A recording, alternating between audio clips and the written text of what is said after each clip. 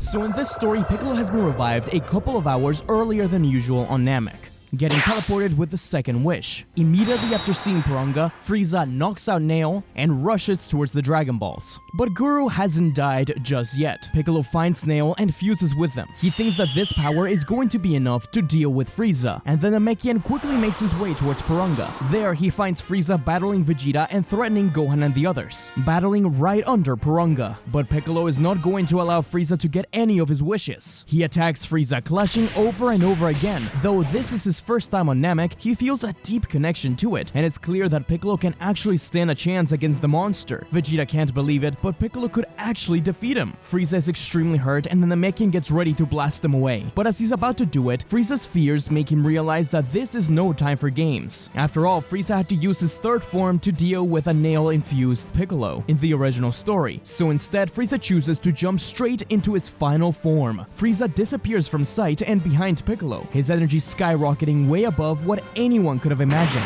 Even Goku in the healing pod could sense it. Frieza began beating on Piccolo relentlessly. Gohan tried to intervene, but he couldn't do anything. But in the corner, he saw Piranha again, seconds away from disappearing. He quickly rushed to Dende, thinking of a plan. He told Dende to wish for Piccolo to get his potential unlocked, just like Krillin and himself had. Dende agrees, quickly wishing on the Eternal Dragon. Piranha's eyes glowed, and as the Dragon Balls spread, they turned into stone, halfway through their destination. One even striking Frieza on the face. The Grand Elder had passed away, but once Frieza chucked the Dragon Ball away, he watched as Piccolo glowed a golden color. His skin lightened, and the lines on his body disappeared. Piccolo was changing right before his eyes, but he didn't seem much more powerful. Meanwhile, far, far away, a certain god of destruction twisted and turned in his sleep, dreaming, or perhaps having a premonition about a powerful warrior. But on Namek, Frieza's rage pushed him towards Piccolo, but Piccolo's aura slowed down the monster. The Namekian grabbed Frieza's hand and threw him up to the sky, firing a mouth blast that nearly fried the monster. Piccolo continued to battle Frieza, with the others watching. Of course, this Piccolo isn't as strong as the one in the original superhero. He's in fact a lot weaker, but much more powerful than Frieza. For all the innocent Namekians you've killed,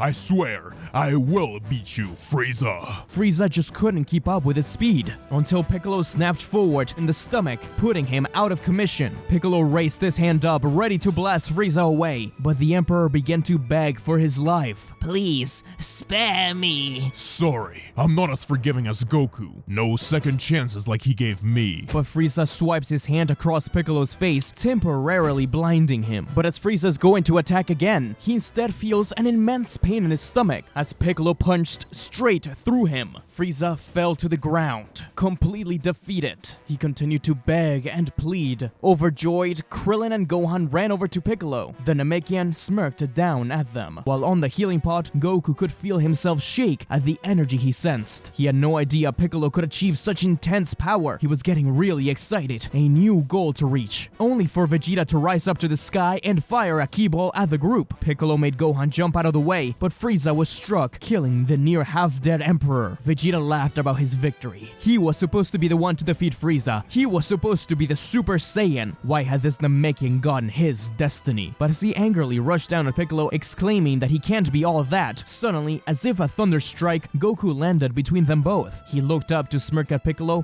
while Vegeta was left in disbelief. Kakarot had also grown so much. He was being left behind in the trash. Goku shook hands with Piccolo, a spark of electricity surrounding them. He promised to catch up to him. After all, he can't grow if he doesn't have someone to challenge him along the way. Piccolo smirked, but reminded him that Earth will be his with this new power. Goku didn't buy it. Vegeta yelled out once more, firing blasts over and over, angry at this line of events. But Piccolo had enough, appearing behind him and chopping him on the back of the neck. Vegeta was instantly knocked out. Goku decided that it was time to go back home, and once there, used the Dragon Balls to revive everyone on Namek. The team agrees, with Gohan and Krillin promising to visit Dende, finding Bulma, and taking the knocked out Vegeta. The return home is peaceful, with Gohan, Goku, and Piccolo getting some time to train together. Even just this short time training against Piccolo helped Goku and Gohan grow immensely, and eventually even Vegeta joined in. He was going to try to leave Earth as soon as he could, but he could use the training against Piccolo if he wanted to surpass this Super Namekian eventually. But it was painfully clear that the difference between them all was immense. When they landed, it was strange. Piccolo seemed more distant, even to Gohan. He placed his hand on the young young boy's head and told him that they'll see each other soon. Piccolo left for the wilderness, while Goku and Gohan went home and Vegeta stayed with Bulma. For at least a little bit, the Z Fighters enjoy a time of peace, just like you should enjoy being subscribed. After a year in seclusion filled with rigorous training and deep introspection, Piccolo realized what this new power meant for him. How was he going to use it? He had a responsibility as the son of the Demon King. There was this deep guilt that he would feel if he didn't fulfill his destiny. After all, even during the Cell arc in the original story, Piccolo proclaims that he's still evil and still wishes to take over the world. So I believe if Piccolo did get this much stronger so fast and tower above everyone while no one else was attacking, he would actually try to do something about it. In that year's time, the Dragon Balls were used to return those killed on Namek back to life, and after a few months, the 3 Namekian wishes were used to revive the Z Fighters. Piccolo isn't there for any of it, though Gohan always hopes to see his friend. However, after some time in the wilderness, Piccolo finally decides to enact his plan, and with a heavy heart, he leaves his solitude, heading towards the lookout. Kami, sensing Piccolo's troubled spirit and destructive intent, confronts him with a mix of disappointment but understanding, reminding him of the good he has done and the bonds he has formed, especially with Gohan. This does strike a chord with Piccolo, and Kami can sense it. He has a soft spot for the Saiyan boy, but he truly believes that this is his destiny to fulfill. At the very least, he has to try again. Just as he was about to defend himself, thinking perhaps Piccolo would seal him away once more and eat the bottle, Piccolo just jumped off the lookout and left. Kami was deeply saddened by the turn of events, sending out a message to Goku and the others, warning them of the impending danger. But he also warns Goku that something seemed strange, as if Piccolo's heart wasn't in this truly, despite his dark aura. Gohan, upon hearing the news, is struck with disbelief and a profound sense of betrayal. He remembers the moments he spent training under Piccolo, the life lessons, the bond they shared. This revelation shakes him to the core, igniting a fiery determination to confront him. The Z Fighters unite with the common goal of stopping him. It's not hard to find his energy spike. Originally, he had thought of facing his former allies at the King's Castle just like his father had, but he chose a different place.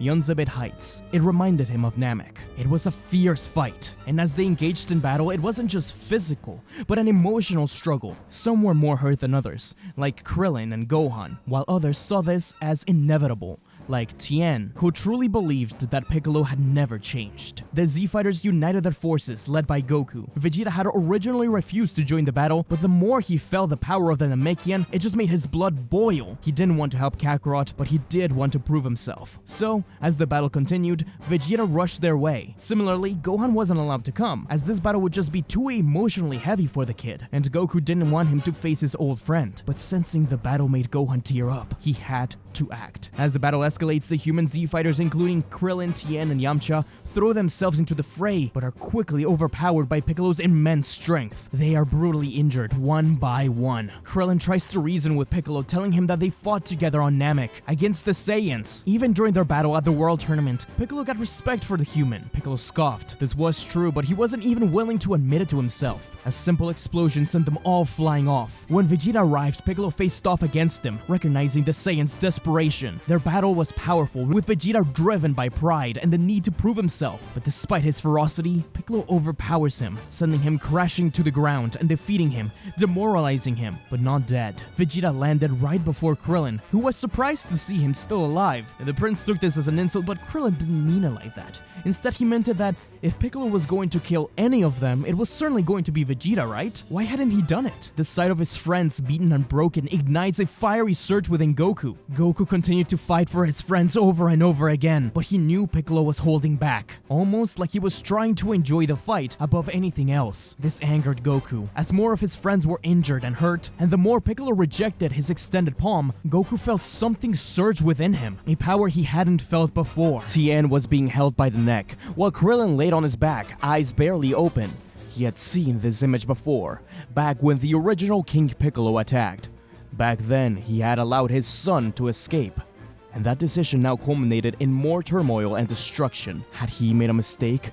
Was this now his burden? He cursed under his breath. knowing he had to stop Piccolo now. And that determination exploded in a Super Saiyan aura. His hair turned golden and spiked up, actually surprising Piccolo for the first time as a punch was landed. It didn't hurt Piccolo too much, but the Namekian actually smiled. He was enjoying this. If only for a moment, Goku was a Super Saiyan. Vegeta, witnessing this transformation, is consumed by a mix of awe and jealousy. The legend of the Super Saiyan, something he believed was his destiny, was unfolding before his eyes, and his shock turned to anger, driving him to throw himself recklessly into Piccolo. Gohan was already on the way to the battlefield when he felt the Super Saiyan transformation, and that made him burst forward, finally arriving at the battlefield, only to watch as Goku approached Piccolo, while Vegeta was thrown to the side. The fate of Earth was hanging in the balance. Just as they're about to collide, Krillin, battered but determined, grabs Goku's leg. He tells him that he noticed Piccolo wasn't killing them. He was showing restraint, despite his overwhelming power. He hasn't killed anyone. This revelation actually pierces through Goku's rage, causing him to falter for a second. Piccolo wasn't in his right mind. He didn't want to do this. He just thought he had to. Even so, Goku had to confront him before anyone else got hurt. Piccolo was impressed by the Super Saiyan power as they continued to clash overhead over and over again. But Goku kept telling him to go all out, to stop holding back. Didn't he claim he wanted to avenge his father? This actually struck a nerve with Piccolo, who fired a blast at Goku. The Saiyan responded with his own Kamehameha, but Piccolo's potential unleashed power overcame Goku and sent him crashing down to the ground. The fight continued, as Gohan noticed that Piccolo was actually smirking. He was enjoying the fight. Goku's training with Piccolo means that this Super Saiyan is stronger than the one on Namek in the original story. In a way, Goku felt like Piccolo was testing him, but Goku's new Super Saiyan power couldn't last forever, and when Piccolo disappeared and reappeared before Goku, Goku's Super Saiyan power began to sparkle in and out. The Namekian stood right before his enemy, ready to defeat him, but Piccolo's hand shook. He wasn't sure why. He had achieved his goal, he had surpassed Goku and was ready to kill him. This was a moment he had been waiting for many years. This was the destiny King Piccolo had bestowed upon him. But as Goku looked him in the eyes, Piccolo looked back. The Saiyan noticed the true conflict within the demon. At that moment, he looked less like his father and more like Kami. The wisdom and love for Earth hiding somewhere within. Piccolo had changed. But at that moment, Gohan rushed down to stop him from attacking his father, telling him that he can tell Piccolo's going to stop. But there was anger being emitted from the boy like never before. Goku couldn't stop him now, as he jumped to attack Piccolo. The Namekian didn't want to fight back, but Piccolo was caught in this balancing act and couldn't think straight. Gohan's whirlwind of emotions was such that it pushed him to get stronger and stronger, attacking Piccolo despite not wanting to. Gohan's emotions were driving his power. As the sun begins to set, each of Gohan's pleas and attacks seemed to slowly chip away at Piccolo's resolve, until finally Piccolo's defenses falter for a second. The Namekian doesn't want to attack Gohan, but when the kid puts everything he has into one final blast, the Namekian responds with an attack of his own that easily overtakes the kid. Gohan lands against the rock formation, extremely hurt, his purple gi battered and torn. That's when the realization comes. Piccolo runs to Gohan's side. The kid is hurt, but he was tough, and Piccolo admired that. The Namekian looked at his hands as he reverted back to base form. He apologized for what he did. He couldn't continue this battle. He was part of the legacy of the Demon King, and he didn't know if it was just Nail talking within him, or perhaps Gohan really had changed him. But this is not what he wanted. He needed time to understand this power further, and to make amends for what he'd just done. Piccolo was emotionally drained, and he made a quiet retreat. This isn't what he wanted. And just like that, the great new era of the Demon King ended as fast as it began. The Z fighters slowly recover, unsure of what this could mean as Piccolo disappears. His absence is felt by everyone, but especially Gohan, who looks up to the stars wondering about the future and the fate of his mentor. The young Saiyan is unsure on how he feels. On one hand, he will miss his old master, but on the other, Piccolo's choice to depart and to attack hurt him greatly. But somehow deep in his heart, he knew they weren't going to be apart for much longer. He didn't know if Piccolo was still his friend, yet, deep in his heart, he hoped he was okay. However, Gohan wasn't the only one seeking Piccolo. In the furthest reaches of space, a spaceship sits, as an old green hand reaches into a bowl of pills. There it is again. I sensed it. The strength of the Namekian. What does it mean, sir? Danger.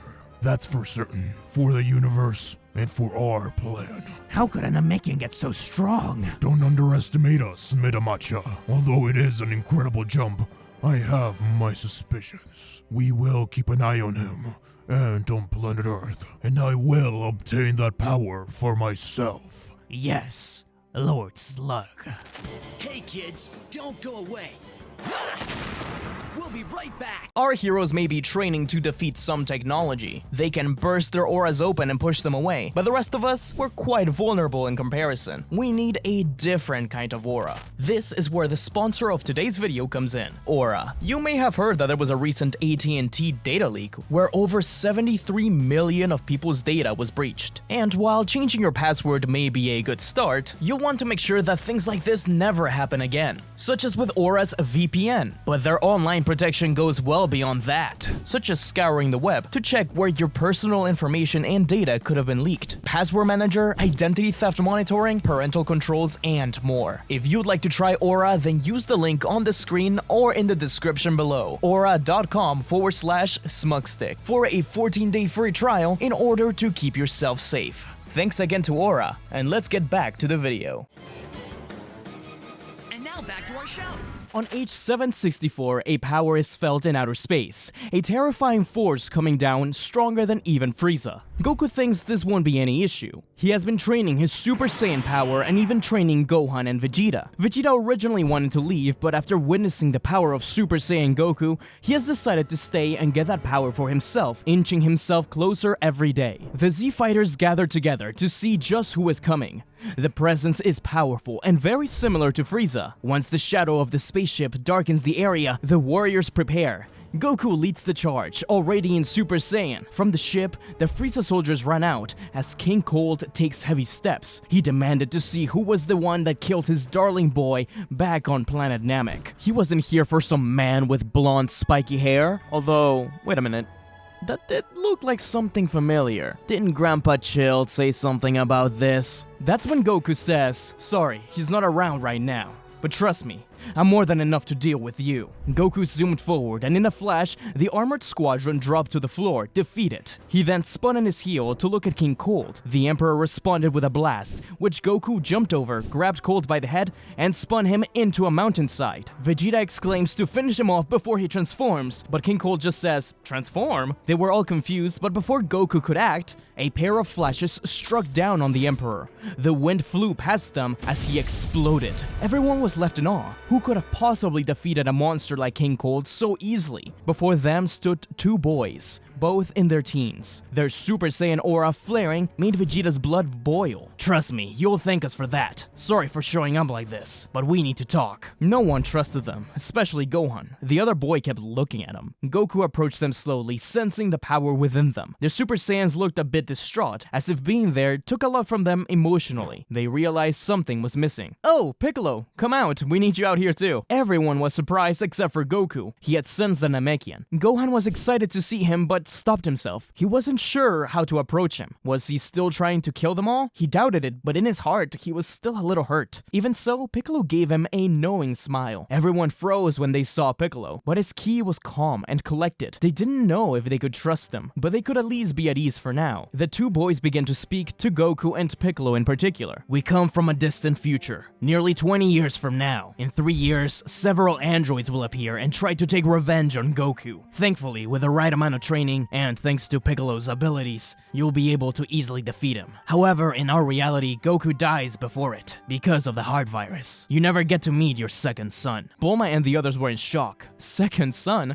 Goku giggles, saying that him and Chi-Chi were planning on having a second child in a few years, which also surprises Gohan. He notices that upon hearing this, the other boy looked down at the ground. We have medicine for you, but that's not why we're here. Not exactly. 7 years later, a monster named Majin Buu will be revived. Without Goku, Vegeta, Gohan, and Piccolo are the only ones around to defend the world. So let me explain what exactly happened in the future for this future, quote-unquote, Trunks and Goten to be so different. Goku and Piccolo had continued to train together, while Chi-Chi is pregnant with Goten. Since Goku had been around for the whole time, instead of going to Yardrat, Goten is born sooner. However, Goku never meets his son because of the heart virus. Goku and Vegeta do get a lot of time to train together, and Vegeta slowly learns to love Earth, a lot sooner than in the original story. The androids are defeated by Piccolo and the others. But without Goku, Vegeta isn't as driven, and Piccolo just believes that he can defeat everyone with raw strength. When Shin and Kirito arrive at the World Tournament, the Z Fighters aren't there. It isn't until Piccolo starts to sense people dying at the tournament that he shows up up with Gohan and Vegeta. Buu attacks at the same time as in the present timeline. Most things happen as normal. The Z-Fighters scramble to find and stop Buu. Piccolo and even Shin thinks that he's strong enough to deal with them. Piccolo faces him with the others watching, but as he thinks Buu is defeated, Piccolo turns around and Buu fires a chocolate beam. Gohan jumps in the way and gets turned into chocolate. Piccolo blames himself and tries to defeat Buu, but he's blinded by rage. Vegeta goes Super Saiyan 2, managing to cut Buu's antenna off. However, while Piccolo blindly attacks him, Buu uses said antenna to absorb him. The others watch in shock and horror as the monster powers up and begins attacking them all. This Piccolo-absorbed Buu is much smarter than the other one. Kami senses that Piccolo has been absorbed, and now his other half is living within Buu. He realizes that he needs to sacrifice himself as soon as he can so that Piccolo dies within Buu, and he'll be easier to defeat then. Vegeta is the only person he can think of that can kill him, but in the midst of a busy battle, he begs Shin and Kibito to do it. They are worried about it, but just as they are about to do it, Buu jumps in and absorbs Kami as well. It's not a crazy power-up, but their fate is worsening. Shin tells the others to flee as this will be a massacre. Babidi shouts at Buu to calm down and instructs him to take down the Kai immediately, as it is he who he wants to get revenge on. Shin falls, and the other Z-Fighters follow. Even Babidi gets killed by this Buu.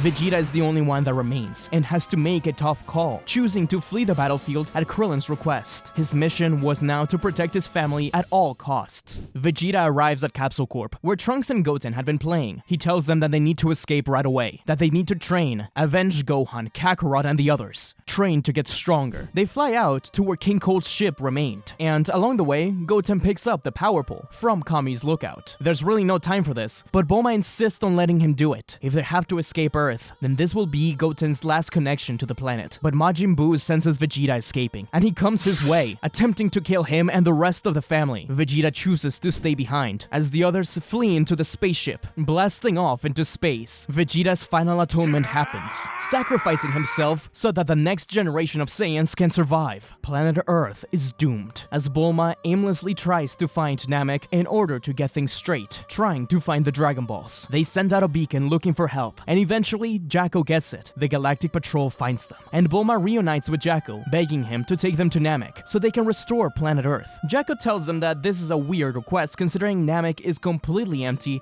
and devoid of life. They're not entirely sure what happened, but Namekians are now considered extinct. Bulma's heart sinks. Is there really no hope for planet Earth? Bulma loses all hope. But after a few months and encouragement from the boys, she starts a new project. They survive in space, and all three of them join the Galactic Patrol and go out on missions together, as Bulma becomes somewhat of a commander and their highest ranking scientist pretty quickly. While also, in their spare time, she uses their resources to start building something, a plan to save their timeline, a time machine. Bulma finally completes the time machine for Goten and Trunks, telling them that not only do they have to save Goku with the heart medicine, they have to train, make themselves stronger in case this doesn't change the future. They must also warn Piccolo and the others to be careful about Majin Buu. If they can stop Piccolo from having his hubris get the better of him, then they can stop Majin Buu. In the future, Buu has continued to go from planet to planet, turning things into chocolate, eating them, and destroying planets. He doesn't have a need to absorb anything else, as he is the strongest being. Even so, for some reason, he never really approaches the Galactic Patrol. Bulma suspects that deep within, part of Piccolo is telling him to not do it, though she isn't sure. And we'll also know that they never faced Cell in this timeline, as he was still being developed, and he never came back from the future like in the original story. The Cell that was being developed died in an Earth explosion, but that doesn't mean he'll never show up. Back at the present, we see that Goten and Trunks omitted just who they are to the heroes, and refuse to answer any questions on the subject. The two hybrids conclude their explanation and tell the Z-Fighters how they will return back to the present a few months before the androids initially make themselves known, if their future doesn't change. It's training that they need, so they will come back to fight, as this will serve them as more experience. They need to learn from Piccolo. The two bid farewell and travel back to the future. However, far away, Babidi, who was keeping surveillance on Earth, senses a large spike in Ki caused by the hybrid Saiyans, Piccolo, and Goku. Babidi decides that now Earth is strong enough for him to attack, and makes his plan to revive Majin Buu. The journey to Earth takes less than a year, and they manage to descend unnoticed like in the original story. The wizard then decides to search for Earth's most evil inhabitants using magic. He stumbles upon an old mad scientist locked away in a lab. He has found none other than Dr. Gero. Intrigued, Babidi takes it upon himself to invade his mind. Gero at first resists, But after getting a taste of the power that comes with Babidi's magic, he decides to strike a deal. If he takes Buu away from Earth once he's born, Gero will help Babidi find strong warriors and have the androids to help. However, Gero isn't fully human. He is nearly entirely android except for his brain. He's a mad genius, so he has safeguards in place. Even if Babidi is able to possess his human side, he can't control the machine side of Gero, and that's most of him. So before allowing Babidi to fully control his mind, Gero ensures that 19 has a plan B, an old set of androids that could continue to be evolved upon, in case Majin Buu didn't go as planned. Just in case, a dark M forms over Gero's forehead. He retains some of his free will and agency, as deep down he hopes that his androids will be enough to put him on top when all things are said and done. But now, his partnership with Babidi begins as he develops androids to collect energy for Majin Buu. We return back to the Z-Fighters, who are undergoing their rigorous training. Goten and Trunks did mention how there is another level beyond Super Saiyan. However, they have both been a little unsuccessful in achieving it thus far. This lights a fire with Goku, as he is determined to go even further beyond. Nobody is sure what to make of Piccolo after the Earth attack, and Gohan is still hurt. Piccolo chooses to train by himself at first, but Goku and Vegeta are too excited when they feel his ki, and they join in with him. Gohan is reluctant, but he goes with his father, only because he is determined to protect Earth at all costs, refusing to train with Piccolo and only trains against Goku and Vegeta. With Piccolo's help, Vegeta is able to achieve Super Saiyan in the middle of a battle, as the Namekian mocks him and threatens him. The humiliation of not only Kakarot being a Super Saiyan, but 2 other kids, and even his future self, forced him to achieve it. Now Goku and Vegeta continue to search for the next Super Saiyan state, thinking they'll be over-prepared for the android attack. Gohan is the only one left without Super Saiyan, but Piccolo is determined to push him there. After a while, a frustrated Piccolo approaches Gohan, demanding that he comes train with him, as he knows he'll be able to speed up his training. But Gohan's still very hurt and upset. He refuses once more, but Piccolo doesn't back down and begins to attack the boy. Gohan has no choice but to fight back. Piccolo notices how Gohan's movements and technique are much more refined than before, and his powers seem to rise even higher. Was his anger influencing his power? Gohan begins to let out more of his emotions and anger. How can you act like nothing happened? You betrayed us. You put Earth in danger. If you had been strong enough, then perhaps you would have been able to stop me. Gohan's eyes flash, and a golden aura erupts around him. He grows with anger, and his hair stands on end, transforming into a Super Saiyan. Gohan's fist lands square in his jaw. He continues to attack in anger, but Piccolo is able to hold him back and tell him to look at himself and how much he's grown. He's proud of Gohan, and he apologizes for what he did. But now they have bigger things to worry about. A true danger is coming to Earth, and they will need to work together to stop it. Gohan isn't sure still, but he realizes he has no option. Plus, it's nice having Piccolo back. A few more years pass on by, with only a few months before the androids attack. And just as promised, the future warriors appeared again. They head off to find Goku and Vegeta training with Piccolo. They're happy to see them getting stronger. The androids should be a cakewalk. Now it was their turn to train and get stronger, so they could return home and defeat Majin Buu. Apparently, the only training they've ever had was with this man named Jacko, and one session with a man named Miras, who just kinda coached them. They have a lot to learn when it comes to martial arts. Since Vegeta, Gohan, and Piccolo are all there with Goku, he actually takes his medicine this time around. Vegeta thinks Trunks is just a weirdo for only wanting to train with him. They also tell them about Shin and Kibito. In their timeline, they arrived to warn them about Buu the day of, but perhaps they could prepare earlier. Goku gets King Kai to contact them. That's when Shin tries to look for Babidi, realizing that he's lost track of him, and that he is nowhere to be found in space. He thinks perhaps the immense power surge from the Saiyans and Piccolo have forced him down on Earth. They hope that Goten and Trunks hadn't changed the timeline too much. Shin offers Piccolo, whom he realizes is the strongest fighter there, a chance to train at the Kaioshin realm in order to prepare. Piccolo agrees, but Goten and Trunks make him promise that he will only be last resort in case they do attack. Vegeta scoffs, saying that they're not gonna need him. Piccolo leaves for the Kaioshin realm, and that day the rest of them train arduously. The night winds down, and Goku invites the boys back for some paozu cooking. Trunks is about to say no, but Goten accepts. Trunks is worried this is going to blow their cover. When they get back, Goten nearly bursts into tears upon seeing his mother for the first time in so many years. Trunks shoots him a deathly glare as Goten tries to keep his tears at bay. Chi-Chi at this point is pregnant and fairly far along. Bulma is too. The night goes on and they sit down and share a meal together. Goten instantly reaches for the paozu tuna,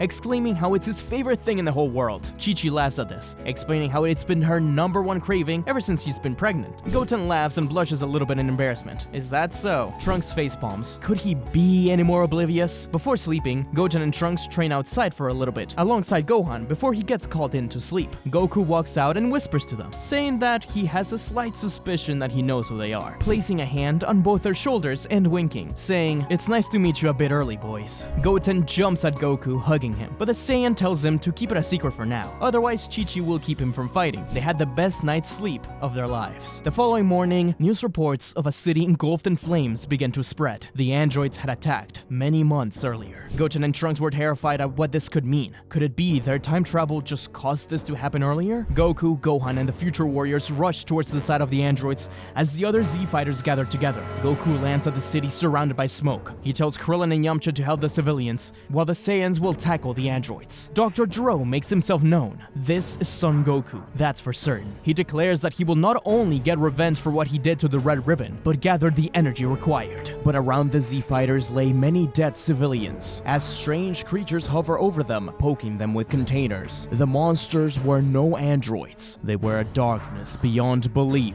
Goten wonders if they should ask Piccolo to calm down, but they're worried about him getting absorbed. They have a better chance against Buu if he remains at the Kaioshin realm. Vegeta bursts forward and attacks, only to be intercepted by Android 17. Goku bursts towards 18 as the battle begins. It was strange. Gohan centered his attention on Android 19, while Goten and Trunks rushed at Yakon and Pui Pui, having a much easier time than their parents. These were weaklings. Even Yakon, who could steal their aura, was nothing in comparison. What they didn't realize was just how much power Majin Buu was collecting from these battles. Within Jiro's lab, the egg set accumulating more and more Kili. Dabura and Babidi were delighted. The androids were tougher than the ones in the original story thanks to the Majin power-up, but so were the Z fighters, thanks to their training with Piccolo, much stronger. In fact, it was time to show off just what Goku had been training for. In a flash, Goku snapped towards 18 and 17, smashing them together in a burst of light as Super Saiyan 2. Goten and Trunks were in awe. No doubt about it, this was the power beyond Super Saiyan.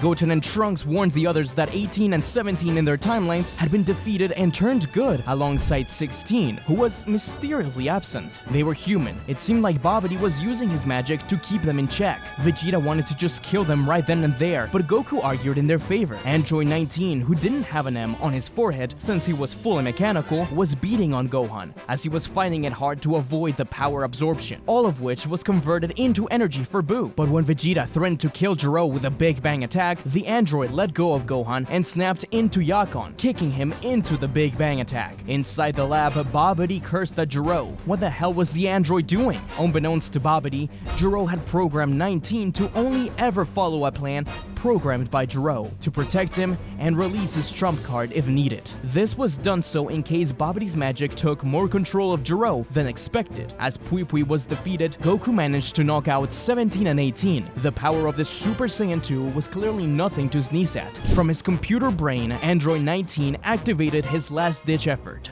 releasing his secret weapon, Androids 13, 14, and 15. They had been older androids, which the computer had continued to develop using new information gathered by Gero from Dabura, Yakon, and the others. But Majin Buu's birth was nearly complete. The sheer amount of battles going on made sure of that. Babidi also tried to take over Vegeta's mind, and although this Vegeta isn't as good as the one we meet later on in the Buu arc, he doesn't have the desperation of not having fought Kakarot all those years. Instead, this Vegeta isn't super far away from Kakarot, and he wasn't as angry about Super Saiyan 2, since he knew he was close to it. He doesn't need to keep fighting Kakarot right now. He has to kill the androids and stop Majin Buu so he can keep training with him and surpass him. Thus, he rejects the Majin mind control. He swears to kill Babidi for even trying. The heroes surround Gero and 19, threatening them in order to find out the location of Majin Buu's egg. When Gero didn't answer, Vegeta blasts through 19. Was he more willing to speak now? Gero was weighing his options, but just as he was about to speak, a flash of light appeared behind. It was Dabura, Babidi, and Majin Buu's egg. Gero laughed maniacally. this was the end. Dabura burst forward to battle Goku, but Goten and Trunks weren't going to allow Buu to be born. Together with Gohan, they fired at the egg. Babidi's heart sinks as it seems like they might have actually done it. Was it possible that they could have actually stopped Majin Buu? No. Above them, a cloud of smoke appears. Majin Buu had bounced his way into the battlefield. It didn't take long for the Z fighters to be demolished. They were terrified of this power. He was clearly not as strong as what Piccolo was, but he was inching towards that power level, and that just made him even more dangerous. Once again, they were weighing their options. Should they call Piccolo down? Dabura continued to battle Goku, while Gohan, Goten, Trunks, and Vegeta tried to keep Buu at bay. Goku needed to help them, but Dabura wasn't letting him get away. Goku didn't want to just kill him, but it seemed like he had no choice. Krillin, Tien, and Yamcha had taken the survivors away, and even reluctantly returned for 17 and 18, as Goten and Trunks insisted. Gero was getting nervous. His ultimate android hadn't made his way to stop Buu just yet. Dabura sped at Goku, turning him to stone. Gohan was about to erupt in power when suddenly Majin Buu attacked Dabura. He was toying with everyone there. He wasn't listening to anyone. Even Dr. Gero wasn't safe. Goten and Trunks were swatted to the side. This Buu wasn't as strong as the one they knew, but he was still a true monster. Buu turned Dabura into a cookie, which terrified the Z fighters. Thankfully, this released Goku from the stone coffin, as he was now the last line of defense, with the other Z fighters getting extremely hurt. And though Buu liked playing with the Super Saiyan 2, he was getting tired of it all. Vegeta exclaimed that he was going to sacrifice himself in order to stop Buu, if only to prove that he could do what Kakarot couldn't. But Trunks got in the way. He begged his father to stop this, that they can find another way. He couldn't stand losing him again. That was when Vegeta realized who this boy was. He had a mixture of disbelief and compassion, but he still pushed Trunks aside. He had to win. Babidi called Buu an idiot over and over again, telling him to kill them all or be sealed away once more. Buu wanted to keep playing, but he also didn't want to be sealed. As Vegeta and Goku were about to reach Buu, the Majin fired a candy beam. The two of them narrowly avoided it, but it followed Vegeta. In an act of desperation, and despite Goten trying to hold him back, Trunks jumped in the way of the candy beam. Vegeta couldn't believe what he saw, as Goten and Vegeta exploded in anger. They rushed Buu's way, as Goku also tried to help. They managed to land a few shots. Buu began gathering his energy within himself. Goku knew what was going to happen. He tried to grab Goten, but he continued to fight, leaving him no option but to only cover Gohan. Babidi covered himself in a shield. Gero was caught in the explosion and completely obliterated. The fighters were scattered across the battlefield in critical condition. Goku laid over Gohan. The young boy was okay, despite a few injuries. He looked up at his father, who told him to run away. Electricity was starting to form around him. Buu chuckled not far away, while Babidi congratulated him for his victory. Next was the universe. But Buu asked for candy, and to play more. Babidi kept on insulting him. While Gohan looked down at his unconscious father, he said something that caught Buu's attention. This was said in anger. He was angrily trying to stop him. Why do you listen to him? You could get rid of him. It's clear that you just want to eat your stupid candy. You don't have to fight us. You could just stop him. Stop it all. Gohan was about to burst in anger once more, but Buu thought about it for a second, and he was right. Babidi told him to attack the kid over and over again, but Buu looked at him. If this kid had more candy for him, then sure. In an instant, Buu punched Babidi, killing him. Gohan was in shock. He didn't think he'd actually do it, but his anger wouldn't subside. It rose more and more until Gohan transformed into a Super Saiyan 2, bursting forward and punching Buu. But Buu caught the punch and smiled at Gohan. It hurt him, but he could keep playing more as long as he could get the candy the kid promised. Gohan kept attacking, but Buu wasn't attacking him back. Gohan had offered him candy, right? So he was his friend. Gohan hadn't done that, but it was becoming obvious that even in his power-up, Gohan couldn't win. Though still angry, Gohan finally jumped back and told Buu that he'd lead him to candy if he promised him to stop attacking. Buu agreed for now, and the two flew away. Gohan would take him as far away as possible to Yunzabit Heights, where he could turn anything he wanted, like ice and rocks, into candy. At least this would save them some time. With the last bit of his power, Goku had told King Kai to warn Shin and Kibito about the events on Earth. They couldn't believe that Babidi had slipped right under their noses and teamed up with the Red Ribbon Army. Kibito teleported Piccolo down to Earth, where he was going to find Goku and the rest in order to heal them with Kibito. However, on the way there, they stumbled upon a problem. Apparently, not all the androids were defeated. Androids 13, 14, and 15 had been released from the underground lab and planned to kill Majin Buu in order to claim Earth for Dr. Gero.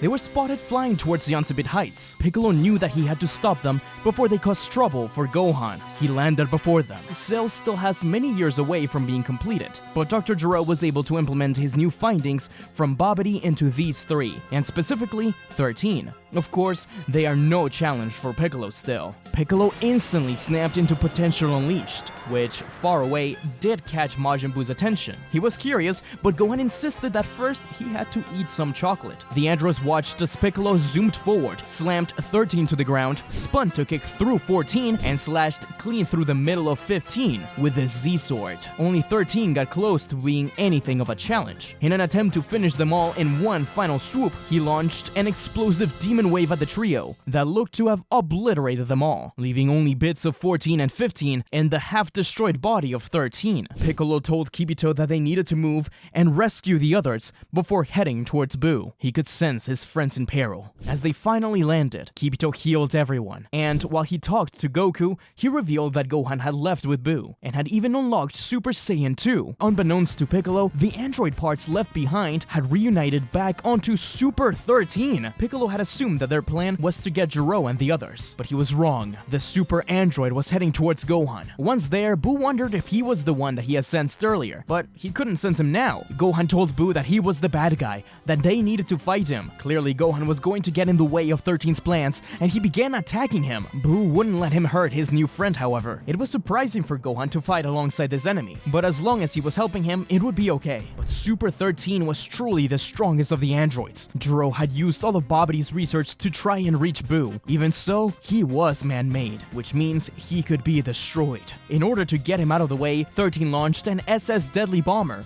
that followed Gohan while he fought Buu. Buu couldn't help his new little friend. As the bomber reached him, he tried to push it back with a Kamehameha, but it began to overwhelm him. Just before he was completely consumed by it, Piccolo appeared and dragged him out of there. The bomber exploded as Buu turned back to watch as Piccolo softly landed with Gohan, who was bleeding, his arm broken. Buu couldn't believe this. This guy was his new friend, his only friend. He even gave him a whole landscape full of things he could turn into candy, but he also began to teach him about insects around, how butterflies were his friends and not candy. He tried to contain his anger as to not harm Gohan and the butterflies, but a punch in the gut from 13 drove him over the edge as Buu sped out another version of himself. Piccolo promised Gohan that he'd stop Buu and get him help, but Gohan tried to tell him that Buu reminded him a lot of him, that perhaps he wasn't truly a bad guy. Then Namekian looked up to see that Gohan was right, in more ways than one. Buu had just divided himself into two halves, just like Kami and Piccolo. It was strange. Grey Buu was fighting Fat Buu, and 13 was fighting both of them. It was an explosive sight, but the android was slowly losing ground since the two foes wanted him out of the way. Piccolo was about to move in and attack the three when Grey Buu fired several candy beams out. Piccolo didn't know what this was, but two of them struck the android and Buu, while the third one was stopped halfway through as it was about to reach Piccolo and Gohan by none other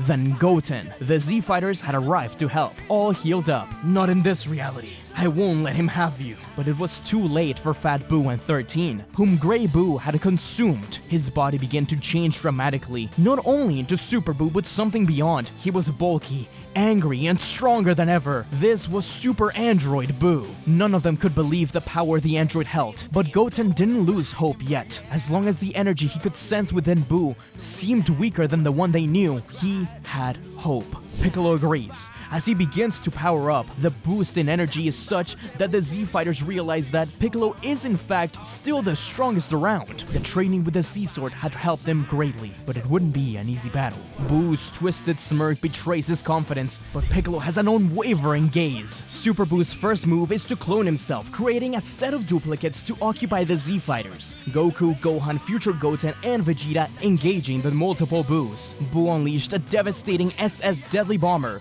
which Piccolo thinks he evaded, but Gohan yells at him that the move is a homing technique. Piccolo is far too fast anyways, rounding the corner and forcing the bomber to explode on the side of a mountain, but the shockwave is such that Piccolo is actually pushed back. The Namekian rushes to attack, unleashing a barrage of kicks while he charges a special beam cannon at the same time. However, Super Buu gets a hold of Piccolo's leg and swings him around and into the ground, revealing that now that he has Super 13 within, he knows everything about the Z-Fighters. The special beam cannon won't do anything to him, and he can predict his moves, even if he had no records of this strange glowing state Piccolo was in. Buu threw a punch down at Piccolo, but then Namekian flipped up and fired a light grenade at Buu's face. Piccolo would just have to use new moves in order to not be red. Every time Piccolo landed a potentially fatal blow, Buu regenerates, emerging from the smoke unscathed. But Piccolo continued to increase his power, his aura burning Buu. As Piccolo was about to unleash an explosion of power, he yelled at Gohan and the others to retreat as Buu tried to escape, but Piccolo used his stretchy limbs to keep him in place, while one of his clones jumped at Piccolo to try and absorb him, but the heroes watching from further away all fired blasts at him to stop the absorption. As he regenerated, Super Buu expanded his body into spikes that were about to reach Piccolo, but right before it,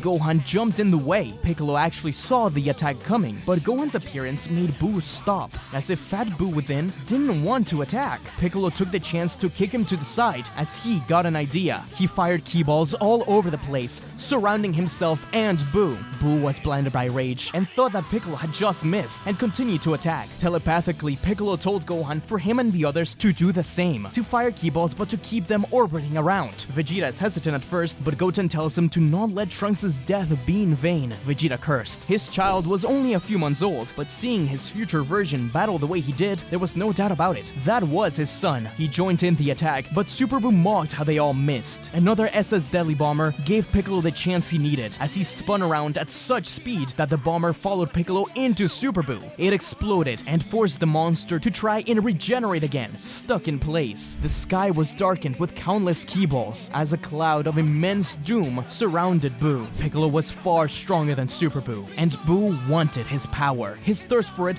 blinding him to what surrounded him. As Super Buu, even while trying to regenerate, tried to reach Piccolo, the Namekian reached to his back, getting the sea sword and launching it at Buu, piercing through him and getting him stuck against the rock formation. As Piccolo swung his arms down and all the ki balls rained down on Buu from every single direction. His screams echoed. There was no way for him to regenerate now, as every piece was consumed, vaporized in the explosion.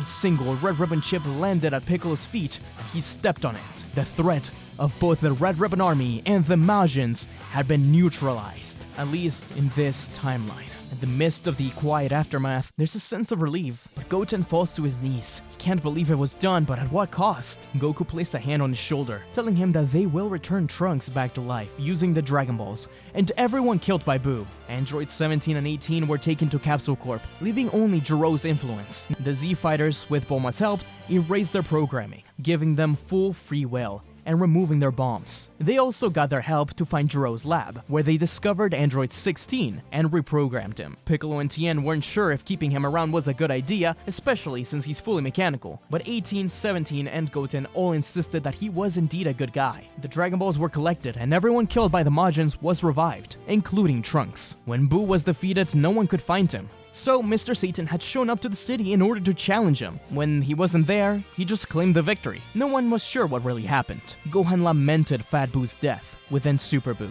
He had darkness but could have been helped. Sadly, he knew it was far too dangerous, but he did hope that one day he could return as a good guy. Peace was welcomed again, but the kids weren't ready just yet to return to the future. For one, they didn't think they were strong enough just yet to defeat Buu. Above that, there were so many people here they had lost that they wanted to see again. Krillin, the androids, etc. In fact, the androids had gone away into an island, although Krillin and the kids often visited. Goten finally properly introduced himself to Gohan. Gohan was a bit weirded out, but once the little Goten was born, he saw the resemblance. Future Goten always loved his older brother and missed him deeply, so it was a sweet reunion. He also loved his new little brother. It took a little longer for Vegeta to warm up to Trunks, though Bulma insisted that he had to be nice. Shin also offered Goten and Trunks a chance to train with the Sea Sword at the Kaioshin realm. If they wanted to destroy Buu in their future, then this would help them a great deal. Trunks loved the sword and wanted to keep it, but the attack on Super Buu had actually cracked the Sea Sword, and eventually, after a few sessions, it was destroyed. The old Kai was a surprise, but great help, as he offered the boys a chance to get their potential unlocked. This was different from Piccolo, but powerful nonetheless. Piccolo cared more about training on his own anyways, and mastering the power he already had. The boys would remain in the past for now, training hard every every day, but the power shown by Piccolo was reminiscent of one the god of destruction Lord Beerus had dreamt about long ago. Beerus opened his eyes with a smirk. Could this be the sign of the divine Namekian? Could this be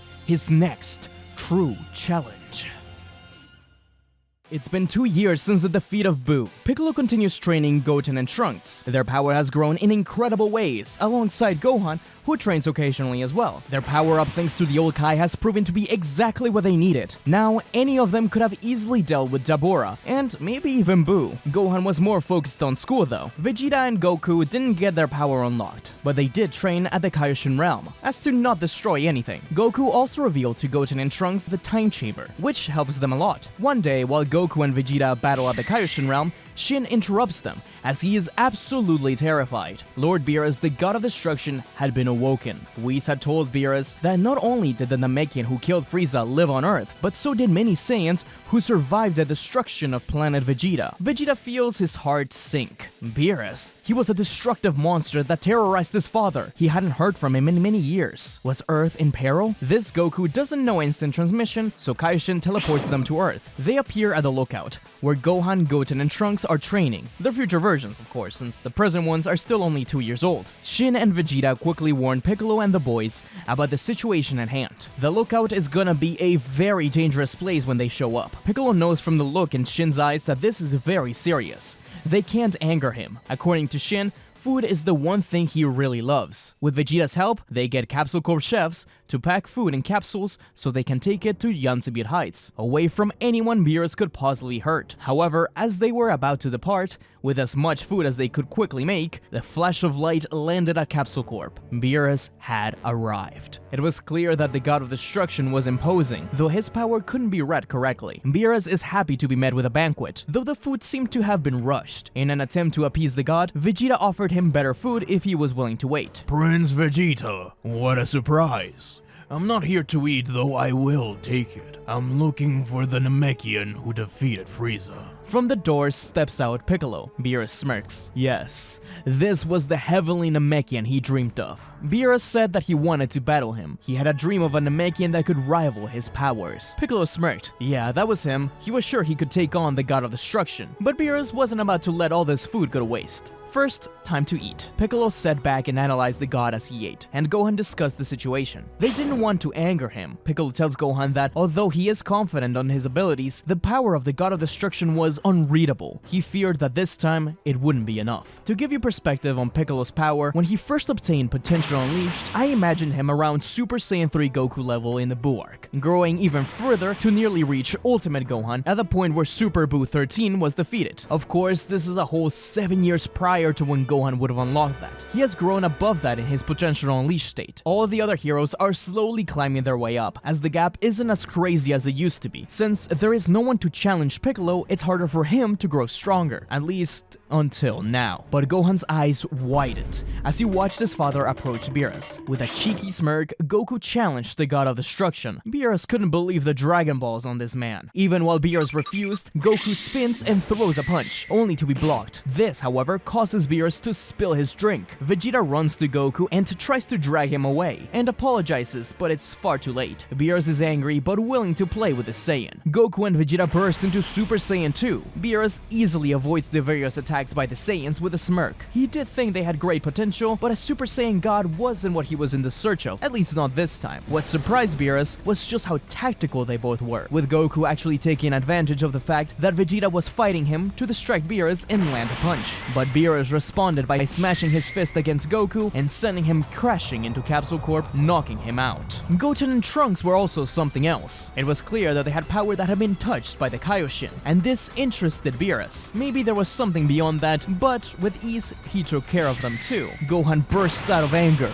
getting a small boost and striking Beerus, continuing the fight until the god of destruction smashed Gohan and Vegeta into each other. While this was happening, Piccolo was collecting his ki into his Potential Unleashed form. Beerus let Gohan go as he turned around with a smirk. Finally, this was the challenge he was waiting for. Beerus and Piccolo clashed. The god of destruction was holding back heavily in order to see just how much Piccolo would grow. Piccolo's power kept increasing and increasing more and more, actually landing a few strikes on Beerus Beerus, but his power's evolution lessened to the point where Beerus was actually disappointed at how strong he was. It was strange, however, as Piccolo seemed to be inching himself towards something greater, but he could never get there, like a motorcycle which revs up but never runs. Piccolo was leading him away from the city and towards the wilderness. He was a master tactician as he used his environment and extending limbs to grapple Beerus and throw him about. Beerus was growing frustrated at this and resorted to exploding out his power with a barrage of blasts from everywhere. Piccolo tried to avoid them, but he was hit multiple times and sent to the ground. The God of Destruction landed before the Namekian, his hand glowing full of ki, threatening to destroy the world. Piccolo scoffs. He couldn't believe it. Ever since his power-up, he had been able to deal with nearly every enemy that came his way. Even Super Buu was a mild struggle. Now this God of Destruction was challenging him like never before. Piccolo looked to the side, apologizing for failing Earth. That's when Gohan throws himself over at Piccolo, his arms spread open. He wasn't going to allow Beerus to destroy the world. Goku and Vegeta landed, promising Beerus that they could get stronger, they could find the power he was searching for. Beerus mentions the Super Saiyan God he dreamt about, but dismisses it. He wasn't there for that, not this time. He wanted the Namekian.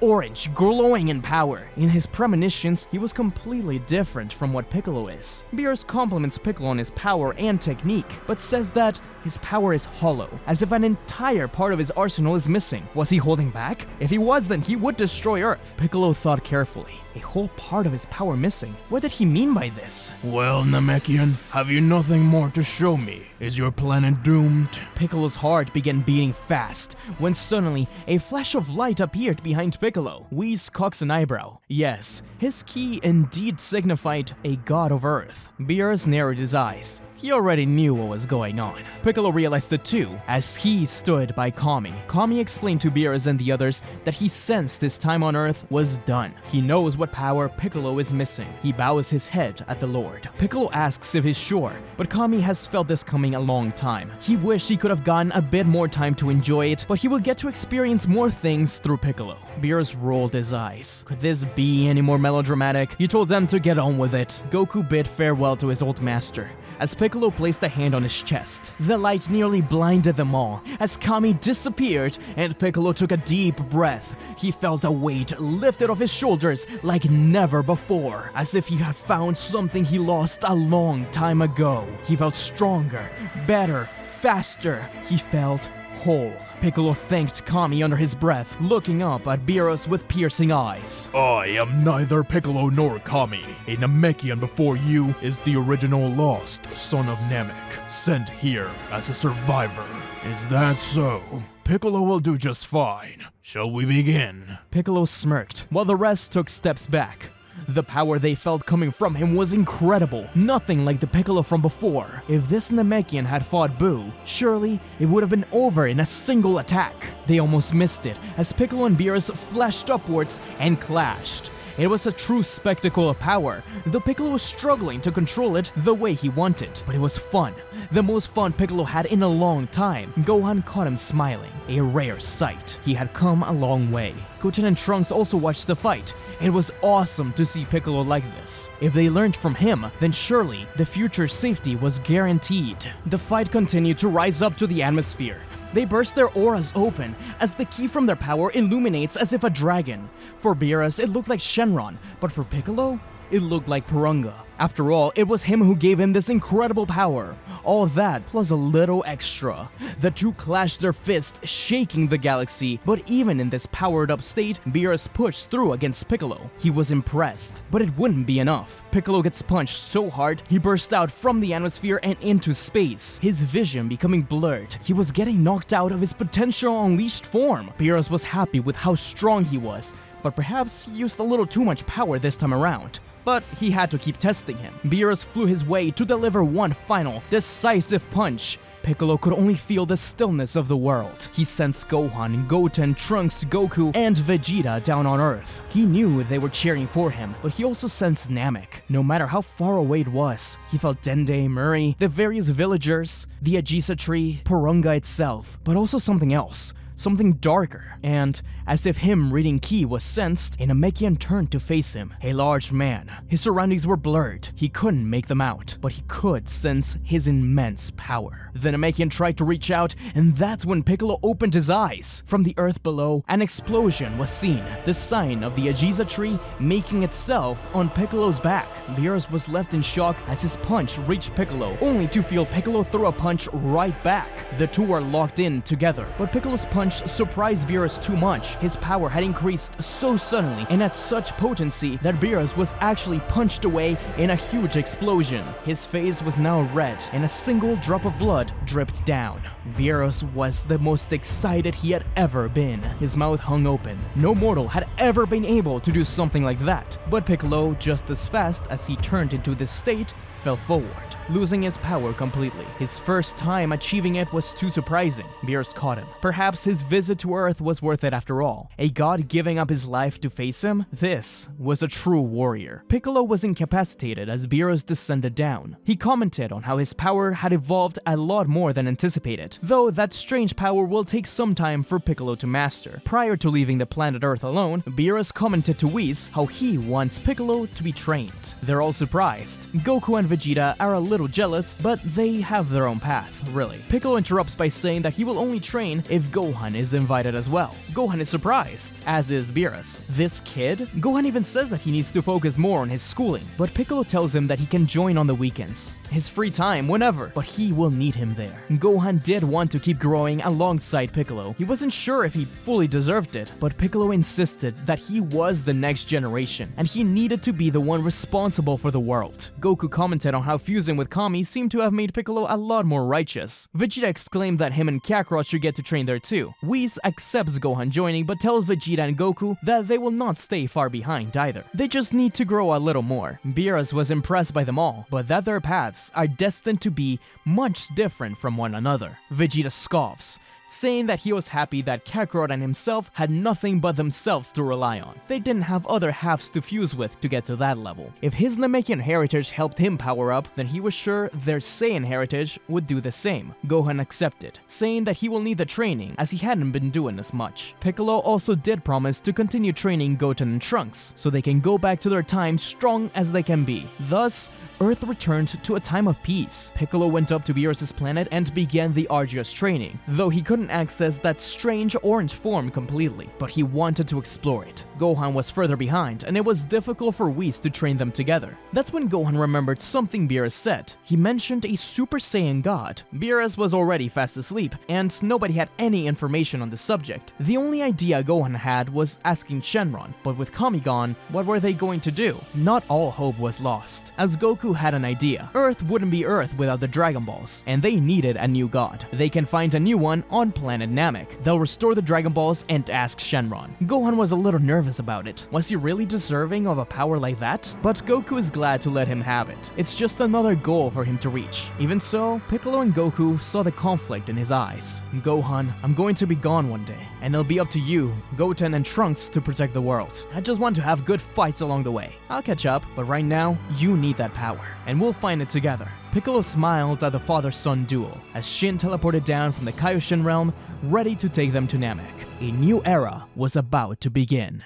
Goku, Gohan, and Piccolo teleport to planet Namek with Shin's help. Once they get there, they realize something strange. Very little ki can be sensed. It's quiet. In fact, the only ki they feel is that which belongs to the Dragon Clan. They make their way to a small village where Dende and Murray lived when Gohan first met them. There, they found a horrific sight. Death and destruction was all that was left. Not only that, there were dead Frieza soldiers scattered around. Had Frieza returned? Gohan ran through the village, calling out for anyone. Finally, he spotted one person barely alive. The poor Namekian boy barely managed to muster up the words. The Dragon Balls were gone and the Elder was dead. The boy was Dende, who recognized Gohan and hugged him. He then walked over to Piccolo, whom he called Nail. Gohan asked, "What happened here? Don't tell me Frieza has been revived." Dende explained that no, it wasn't Frieza. Their Frieza force had indeed attacked. They were looking for the Dragon Balls in order to revive the Emperor, but another spaceship landed. A group of men with masks that defeated the Frieza force. The Namekians thanked them at first, as the leader was was a Namekian himself, and he requested the Dragon Balls. He wished for eternal youth, but the Namekian elders became wary of his wishes. They tried to stop him. That was when he read Murray's mind, trying to find out what that power he felt all those years ago was, finding out about Piccolo and the exact wish he made, thus wishing for the potential unleashed. His name was Lord Slug, and his power was beyond anything he could imagine. Many Namekian warriors tried to stop him from making the third wish, but once he threatened to kill the children and the Grand Elder, Slug forced them to agree into a Namekian fusion. The two strongest warriors were absorbed, and the rest died by his hand. The Grand Elder then sacrificed himself so the Dragon Balls could be deactivated, and in his rage, Lord Slug destroyed nearly every village and kidnapped whatever few warriors were left. Very few survived. None of them could believe it. An evil Namekian wishing for youth? This sounded eerily familiar. Piccolo cursed under his breath. It was like facing a mirror image of himself. His father had done the same thing to Earth. They had to stop him. Now. Gohan told them that they needed to gather their thoughts. His plan was to return to Earth and have Dende create a set of Dragon Balls in order to restore Namek. They would find him afterwards. Dende reluctantly agreed. Back home, the young Namekian created a new set of Dragon Balls, which could even grant 3 wishes, or 2 if they wanted to revive a large number of people. They used the first wish to revive everyone killed on Namek. They debated the second wish, and nearly dismissed Shenron. When Piccolo pushed Gohan, he remembered now. They asked Shenron what the Super Saiyan God was. Thus, the dragon explained the legend. Now that Gohan knew about it, there was no excuse not to obtain it. Goku kinda rolled his eyes at it. Having to rely on others for his own evolution just wasn't his style. But first, they needed to find out more about this Slug person. Gohan and Piccolo decide to investigate while Goku and the others gather their friends. If Slug has an army of powerful warriors like Dende warned, then they'll need their help. They went off to ask Beerus and Whis about it, but they haven't heard of anyone named Slug. This did make Beerus wonder if he had gotten the right Namekian from his premonition. The duo decide to head over to planet Namek again, where Murray happily greeted them. He was so thankful that they saved them. But Piccolo couldn't guarantee their safety just yet.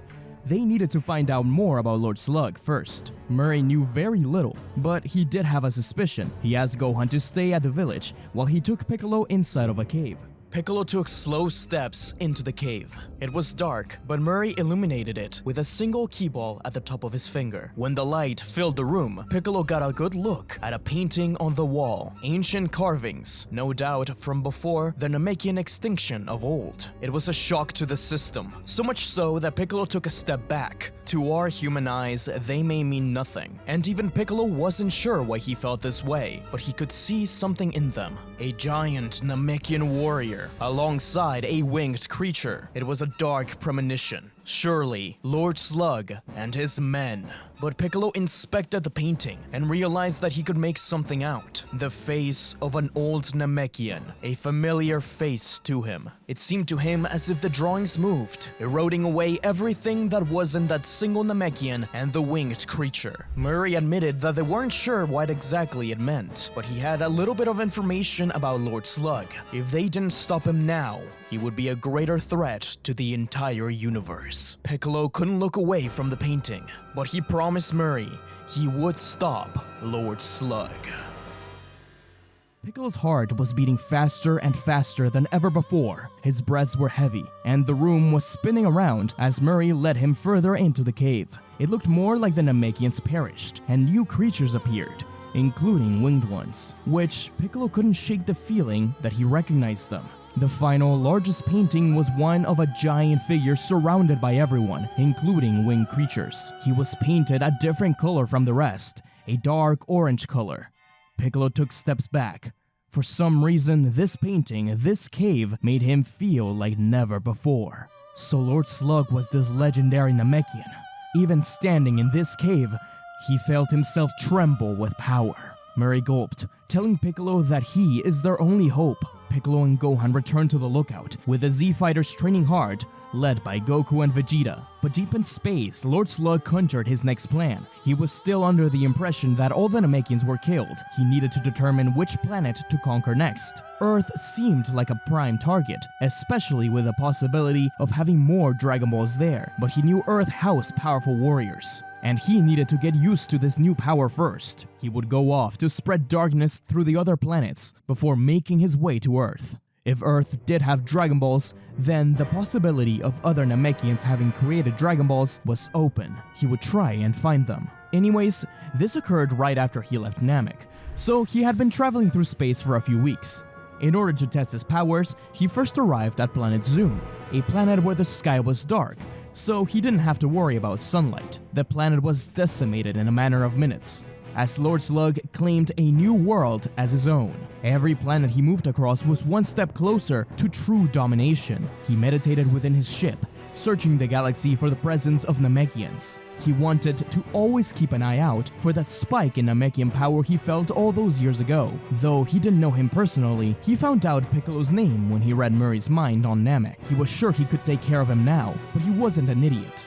He knew Piccolo wasn't alone. While sensing the Namekian energy, however, he also found a very faint presence in a remote world.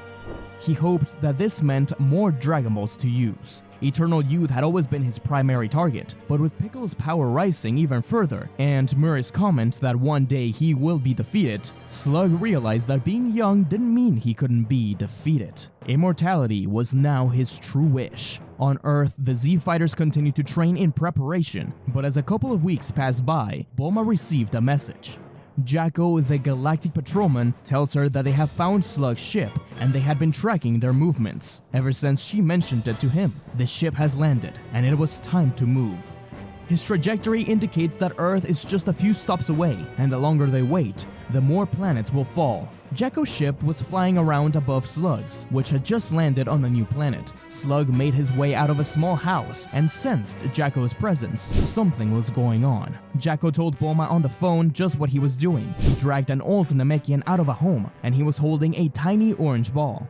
Bulma yelled at Jacko to get out of there, but Slug nodded at his men. The being was covered and masked, but from his back, wings burst open as he flew to Jacko's ship and began slashing at it. He couldn't control the ship anymore, and it came crashing down into the forest. He barely made it out alive, as the creatures returned to Slug. Bulma felt a cold rush down her spine as she explained the situation to the Z-Fighters. They needed to depart, and if her suspicions were correct, then he was looking for the Dragon Balls. They will need the Dragon Radar. At the lookout, the Z-Fighters were ready. It was strange. Despite knowing the androids for a few years, this would be the first time they got to fight together. Goku was excited to see just what Android 16 was made of. If he was built to kill them, then he must be crazy strong. 16 promised him that they'd fight once this was all over. Future Trunks and Future Goten stepped up. Their hearts dropped when they heard that Jacko was knocked out of the sky. They didn't expect to meet him in this timeline, but he was a dear friend in the future, and they were going to help him out. They had continued to train at the Kaioshin realm, and had learned the Kai Kai ability. Thus, they would teleport everyone to this new planet. The Kai Kai is much more precise than the instant transmission, so with some pointers by Kibito, they were able to locate the planet. But Goten's heart began beating faster and faster. There was a truly evil key there. The team teleported to the planet, and already they could see the destruction and darkness that was spreading through the world. It was cold and desolate. Ruins littered the area, some new, some old. They quickly found Slug's ship, but explosions went off in a nearby city. Quickly, Goku told Goten and Trunks to lead the human Z-Fighters towards the city in order to defend it, while he and the others approached Slug. Goten and Trunks tried to argue. They wanted to help Jacko, but Goku told them that Slug was close to his location. It was too dangerous.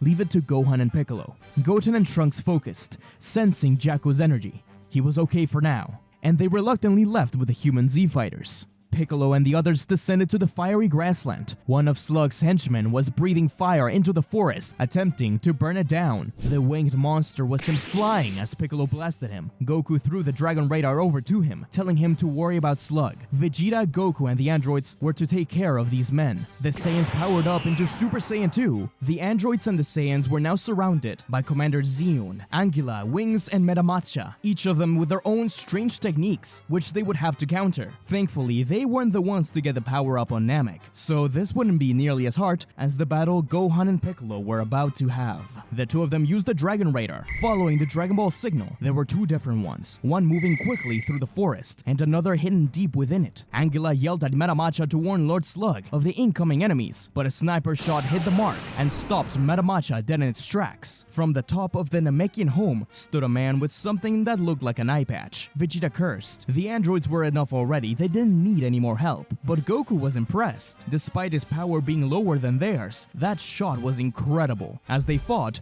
Goku attempted to talk to this new mysterious fighter. He wasn't interested in small talk, but he did thank them for helping out in defending his planet. He couldn't have it fall to an alien race again. Goku was confused, but the man kept on watching the way Vegeta in particular fought, the glow of his power. They couldn't be Saiyans, could they? These henchmen were nothing Goku and Vegeta couldn't handle. Obviously, these are stronger than the ones in the movie. Their combined efforts deal well with their strange tactics. Their ally, being weaker than them, stumbles and falls during the battle, but Goku jumps before him and protects him from a blast by Meta Matcha and helps him back up. In the end, the Cerulean warrior, Goku, and the others fire a set of powerful blasts at the henchmen, which atomizes them. As they turn to face their ally, they find him pointing a sniper shot straight at their face. "You're Saiyans, aren't you? Have you come to finish the job?" Goku and Vegeta looked at him in confusion. Yes, they were Saiyans, but they were here to help. Granola was hearing none of it, and he blasted at them both. But the Saiyans disappeared and reappeared, holding his arms away. They needed an explanation. Meanwhile, Gohan and Piccolo finally caught up to the moving Dragon Ball. Instantly, they felt an incredible power surge from Lord Slug. He was carrying another older Namekian with him, but they were flying aimlessly. Clearly, Lord Slug didn't have the Dragon Radar he needed to find the Dragon Ball. They landed before him. Slug smirked at Piccolo's sight as he tossed Monaito aside, who was caught by Gohan. "I knew it was you when I sensed you all those years ago. A castaway just like me. You don't know the first thing about me, don't I?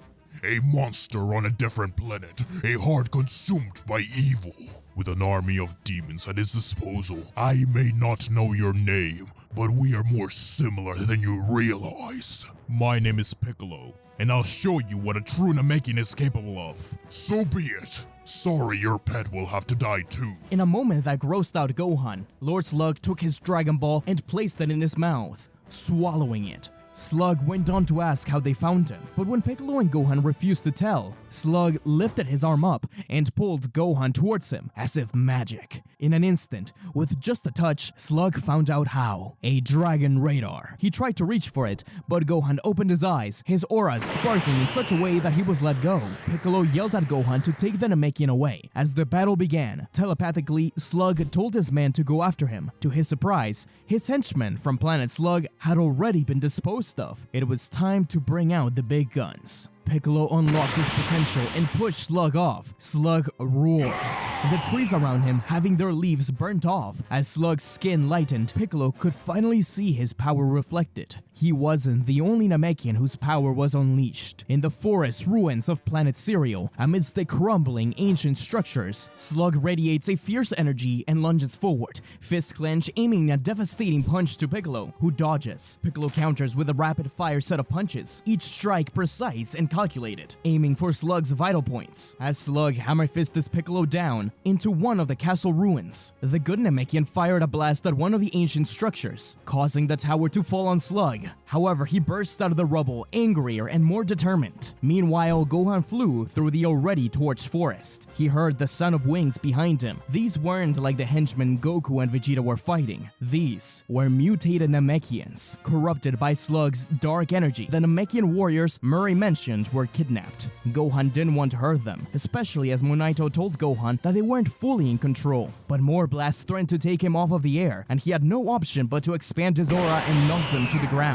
Monaito was perplexed. This power, it seemed familiar. Finally, Gohan reached Goku and Vegeta, who were in the middle of the heated confrontation against Granola. Goku didn't want to hurt him, but Vegeta had no problem, and he kept telling the androids to stay out of this. The fight was interrupted when Gohan and Monaito yelled at them both to stop, telling him that these men were not their enemies, even if they were Saiyans. They have just saved them. Gohan introduced himself. He was a Saiyan too. Granola couldn't accept this. Even if they were here to help, they killed his mother and all of his people all those years ago. That's when Monaito revealed something. Yes, the Saiyans did destroy their civilization, but one Saiyan in particular saved him. This was a complete paradigm shift for Granola. Monaito ran into his home, taking a box full of things before it was all burned down. He told Granola that he would explain everything once this was finished. They didn't have time. A temporary truce was in order, but from behind, they sensed something incredible. Lord Slug's power was multiplying, well above what Piccolo was at. They had to do something quickly. There, they found the other Z fighters, who were taking down other Lord Slug soldiers, but were now surrounded by more mutated Namekians. Vegeta had no qualms blasting them, but Gohan got in the way, tanking the attack. They needed to save them, not kill them, knock them out for now. Some of them were more powerful than the others. The kids had little trouble, but feared Slug's power increasing in the distance. The look in Gohan's eyes told them all they needed to know. It was time. Goten teleported back to Earth to quickly get little Goten and Trunks. They needed the extra Saiyans for the ritual. He returned, and they gathered in a circle. Meanwhile, the battle rages on in the forest ruins. Slug charges forward as Piccolo sidesteps at the last moment, redirecting Slug's momentum with a powerful demon flash. He sends Slug hurling into a chasm, and a moment of silence follows. Piccolo, exhausted and drained from the intense battle, believes that he had finally won. From the depths of the endless void, a blinding flash of light erupts. Lord Slug emerges, transformed. His body now radiates an ominous dark red glow, and on his back, the symbol of the decaying Ajisa tree, a sign of a terrifying new power. Piccolo, in disbelief, recognizes this as the same energy he had briefly tapped into during his fight against Beerus. Lord Slug looks at his hands. Now this was true power. Slug attacks with ferocious speed and strength, each strike heavier than the last. Piccolo knew he needed this power more than ever before. Why couldn't he push himself to that limit? The forced absorption of those couple Namekian warriors meant Slug could kill Piccolo at any moment. Slug forced him to the side of a wall, striking him over and over again. Slug was torturing him. Piccolo began to remember the cave paintings and how Slug looked in them. All he could do now was leave his hopes to Gohan. Piccolo's eyes go blank as he thinks it's all over. Slug rises as he fires one final ki ball at Piccolo. The righteous Namekian had little power left. He had to defeat Slug. Piccolo lowered one arm and braced himself for impact, but as he did, he felt someone hold his arm back up. Despite his battered state, his eyes slowly clear to see Gohan's flaring aura, but something else catches his eye. Slug had called forth reinforcements now that the rest of the Z-Fighters had arrived. To Piccolo's surprise, they too were Namekians, but their dark presence told him all he needed to know. They had been corrupted by Lord Slug, and now looked more like those birthed by King Piccolo than the Namekian warriors. The concept of Namekians being corrupted by dark energy isn't something new. In fact, this actually happens in Dragon Ball Online, where Namekians move to live close to where King Piccolo was sealed away, thus being corrupted by that dark energy. Slug, being a parallel to King Piccolo, is using this same concept. There was something within him that told him to save those Namekians. Maybe it was Neo or Kami, it didn't matter. Seeing his brothers like this, enslaved by his own kind, it surged within Piccolo. I can't carry your burden for you, Mr. Piccolo, but I can hold you up to keep fighting. We can't give up. Piccolo felt his breath taken away as a bright light shone on his back. Roots formed to show the Ajisa tree in full bloom as the ki ball was pushed back. Not only that, it began to change color as if it was being purified. Slug managed to dodge out of the way just in time as the ball exploded in the sky, with particles raining down on the forest below, giving it life once more. Piccolo looked at his hands and then at Gohan. They had been gifted with divine power. With this, they could win. Monaito looked at Piccolo with eyes widened. Those Dragon Balls were his. He'd obtain immortality and bring darkness upon the universe. Slug roared as the Namekians behind him swarmed the Z-Fighters. Gohan and Piccolo's energy in battle against Lord Slug was a spectacle of raw power and refined technique. Despite his immense strength, Slug found himself outmaneuvered and outpaced. His attempts to retaliate were met with Gohan's swift dodges or intercepted by Piccolo's counters. Slug was still above them both individually, but together they were unstoppable. The hopes of the Namekians, the Saiyans, but above all, Earth and planet Cereal. Goku and Vegeta were visibly moved by the unfolding battle. It excited them to see someone stronger than themselves. For Goku, this was the culmination of everything Piccolo stood for. He wasn't just a weapon of revenge created by some demon king. He wasn't a lost child left on Earth. He was a proud martial artist who now had a chance to fight back against everything he was assigned at birth. Both Gohan and Piccolo saw this years before, back when he still proclaimed himself to be evil. Now everyone else saw it too. Now Piccolo saw it. Piccolo then extended his arm, binding Slug's movements, opened his palm at point-blank range, exploding a blast. But Slug remained, as if his anger only made him stronger. He unleashed his fury as an aura of dark energy flared around him.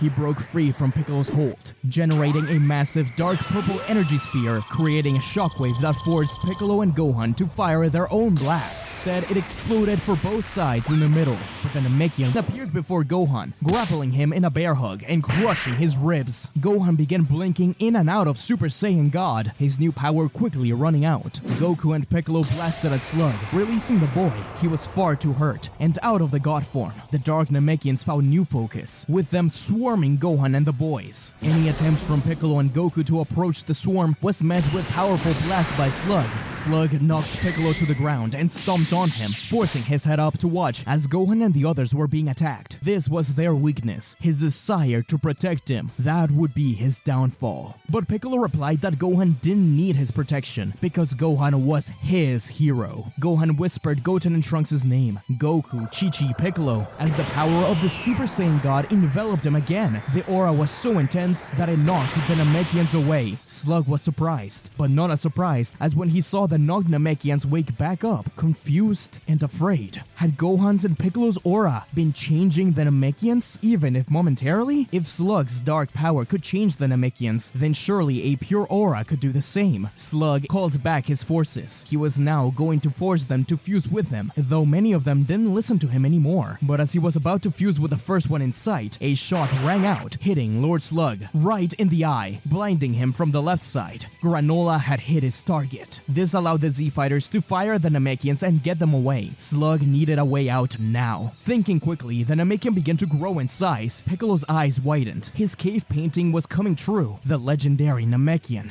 But Piccolo remained calm. He knew that him and Slug could have been in each other's places. In fact, he had been before, at the World Tournament. Piccolo, thinking fast, grew in size as well. Together with Gohan, Piccolo began to battle once more. Slug ordered whatever few warriors he had left to steal the Dragon Radar and find the final Dragon Ball. Gohan threw the Dragon Radar at Goten and Trunks, telling them to find the Dragon Ball and get away. Quickly, they left, being pursued by the Namekians. You see yourself as a conqueror, but you're nothing more than a traitor to our people. You've forsaken the true path of a Namekian warrior for a quest of power and terror. But I stand as a Namekian with the heart of an Earthling. Slowly, more and more Namekians were touched by Piccolo's aura and his words. I am every nameless Namekian you slaughtered. I am Nail. I am Kami.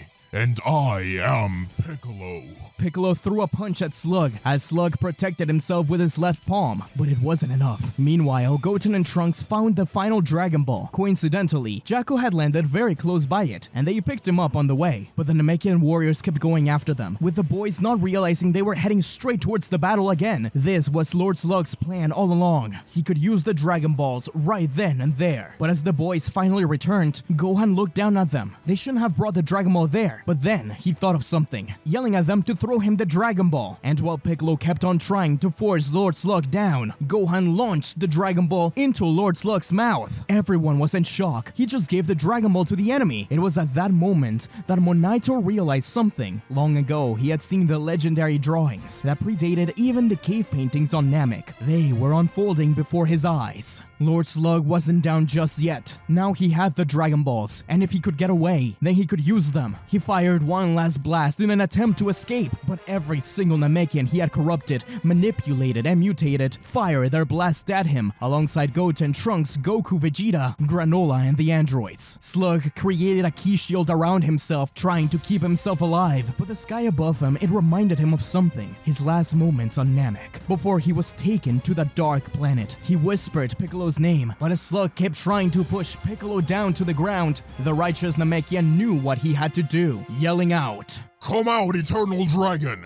and grant me my wish!" Lord Slug's eyes burst open with light as the bright energy of the Cerulean Dragon burst from his body and upwards. Lord Slug was decimated by the sheer energy in combination with all the various blasts. The last thought in Lord Slug's mind was the meaning of the word Piccolo.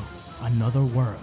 The Cerulean Dragon shone in the sky as Piccolo stood tall right by Gohan's side, his aura flaring as if it was wings, just like the cave paintings. Piccolo fell to the ground alongside Gohan. Granola looked at them, Cereal had been saved by a Namekian and a Saiyan. He looked up to the dragon as he wished for planet Cereal to be returned to normal. Sparkles of life and Genki rained down upon the world as the dark clouds finally fully disappeared and the mutated Namekians carried Piccolo, thanking him for everything. Thus, Piccolo and the Z-Fighters returned to planet Namek, walking proudly. Murray runs to welcome them, but he stops. He sees the Namekians around him, the warriors taken by Slug. They were changed, deformed. It was a terrifying sight as the Namekians looked down in shame. Could they be welcomed back home? That's when a young boy Namekian ran up to one of them. Regardless of the wings, the spikes, he took his hand and smiled at him. It reminded Piccolo of Nail and Dende, and instantly, the rest of the Namekians welcomed them home. Celebrations began, and for the first time, Monaito was surrounded by his people. Granola looked at him. Piccolo walked into the cave, looking at it once more. He realized now that the legend it foretold wasn't about Lord Slug, it wasn't about the mutated Namekians. It was about Piccolo and Gohan. Gohan walked into the cave, asking Piccolo if he was ready to go. The Namekian turned to look at Gohan, as in front of the cave painting, Piccolo and Gohan smiled at each other. Not long after the defeat of Lord Slug, we find Piccolo, Gohan, Trunks, and Goten having just arrived in the future timeline. The kids originally thought they could take on Majin Buu alone, but Piccolo insisted on coming along. The team had teleported over to a desolate planet, what long ago used to be Planet Zune. There, they found the evil known as Majin Buu. Thanks to the kids' teleportation and Piccolo's keen ki sensing, they were able to find Buu in this dark world. He had just gotten through eating the entire population. Buu continued to stare at Gohan. He looked familiar, and that Namekian, he was too. Gohan cursed under his breath. This was the first time laying eyes on Buu, his old friend from many years ago. It pained him when they had to defeat him, but now he sees that he was far too dangerous to be kept alive. Before he could gather his thoughts, however, Piccolo and Gohan burst their auras open, orange and blue. Their training with Whis was showing through. The orange form surprised Buu as he smirked. Finally, a worthy rival. That's when the kids realized that they really stood no chance against him after all. But Piccolo and Gohan, that was a different story. Gohan and Piccolo charged forward, launching a barrage of kicks and punches against Buu. The villain found himself on the defensive. Buu himself seemed to be against the idea of attacking Gohan. Surely, this was Piccolo's influence from within him. Trunks and Goten joined the fray, their combined efforts creating a spectacle of energy blasts. However, Majin Buu was not one to be underestimated. As the team landed a ginormous blast at Buu, a bright light appeared from behind his back. With a scream that tore through the silence of this world, he unleashed his full power, an orange aura exploding into an overwhelming force that sent shockwaves through the battlefield. On his back was the sign of the Ajiza tree. It looked made of chocolate. Piccolo realized what was going on. This form was similar to his own orange state. Goten and Trunks perked up, realizing that it wasn't just Piccolo that was absorbed, but Kami too. That must have been what gave him access to that state. They were sure glad that Piccolo and Gohan were there now. They had no idea Buu contained this much strength. The tide of battle seemed to turn as Buu launched a counter-offensive, his attacks fueled by raw power and malice. But as he was about to land a decisive blow on Piccolo, Gohan zoomed before him, arms spread wide. Buu hesitated for a split second. It was then that Piccolo, seizing the moment, devised a plan. He signaled to Trunks and Goten, who understood immediately. With precision, they launched a coordinated assault, their energy blast designed not to harm Buu directly, but to corral him. The Namekian, his aura flaring brighter than ever, began to gather more strength. The orange energy coalesced into a sphere at the palm of his hands. Even though he was backed against the corner, Buu knew he had to escape, bursting forward through the boys and attempting to stop Piccolo. But Trunks and Goten's blast continued to follow him. Meanwhile, Piccolo grew in size. Now the key ball could be seen from the atmosphere. Gohan, Trunks, and Goten redoubled their efforts, combining their blasts to create a barrier that held Buu in place. Despite his furious attempts to break free, the energy holding him seemed unbreakable. Even when he expanded his aura to get rid of Goten and Trunks, Gohan's power was unwavering. With the mighty shout, Piccolo unleashed the giant ball of ki, pressing it down against the monster. The villain's eyes widened in shock as he realized the inevitable. The orb struck with the force of a supernova. A large portion of the planet was crushed beneath the giant effort. Bits of it could be seen floating around the atmosphere. Buu got to look at Gohan one last time before being decimated, a smile that seemed oddly proud of the boy. When the light faded, there was nothing left of Majin Buu but the echoes of his defeat. They knew that their victory was not just for them, but the countless lives saved from Buu's wrath. Goten and Trunks cried tears of joy as they were finally able to communicate to the Galactic Patrol that yes, Majin Buu was finally defeated. Piccolo and Gohan smiled at the boys, also having a tearful reunion with Bulma, who hadn't seen either of them in many years, and promised to visit the past one day. Peace had finally returned to the future timeline, and it was time for Gohan and Piccolo to return home. Trunks and Goten did eventually fly in Planet Cereal, making sure to find Monaito first and explain everything. With his help, and after much convincing from Granola, they used the set of Dragon Balls to bring back planet Earth. It would be a long time before they can fully rebuild this planet, but at the very least,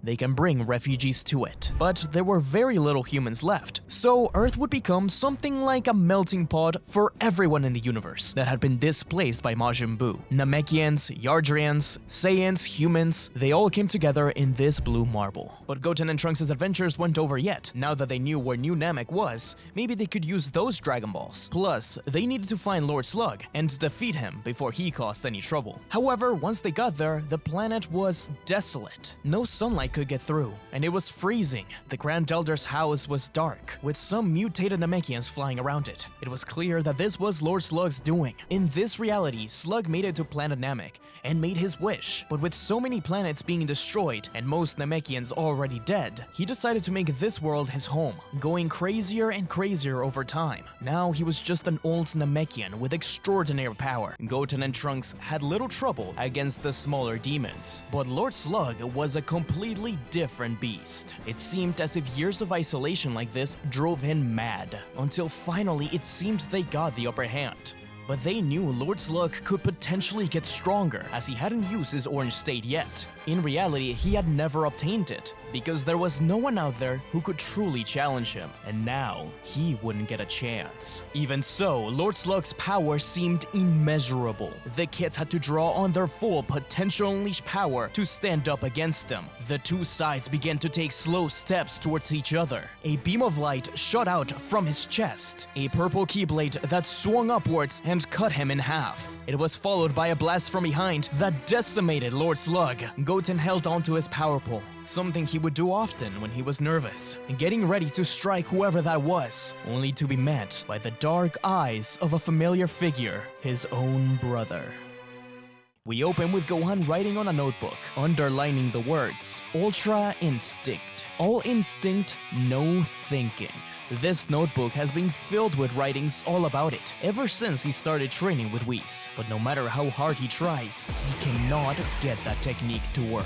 Goku has noticed it too, almost as if it's incompatible with Gohan, as Whis wonders if perhaps the traditional form of Ultra Instinct isn't right for him. Piccolo and Gohan continue to train at Beerus' planet, while Gohan also goes to school. He has met a girl named Videl, whom he has been going out with, but he rarely gets time for dates, which has been annoying her. Goku and Vegeta continue to train too, usually at the Time Chamber or at the Kaioshin realm. After the battles against Slug and the message from Bardock, they both realized that perhaps the way for them to catch up to Gohan and Piccolo was through the Saiyan heritage. That is, their tails, making a wish to get them back. It has been quite difficult so far, as it only gave them a slight power advantage. But Vegeta suspects that if they're to evolve, then Goku will need to control the Ozaru transformation, especially since they live on Earth. If Kakarot can't control it, then they're in trouble. So they've been training in both Base and Ozaru. However, their Ozaru appeared different from the one Vegeta knew. They were now a golden color. Surely this was due to their Super Saiyan power.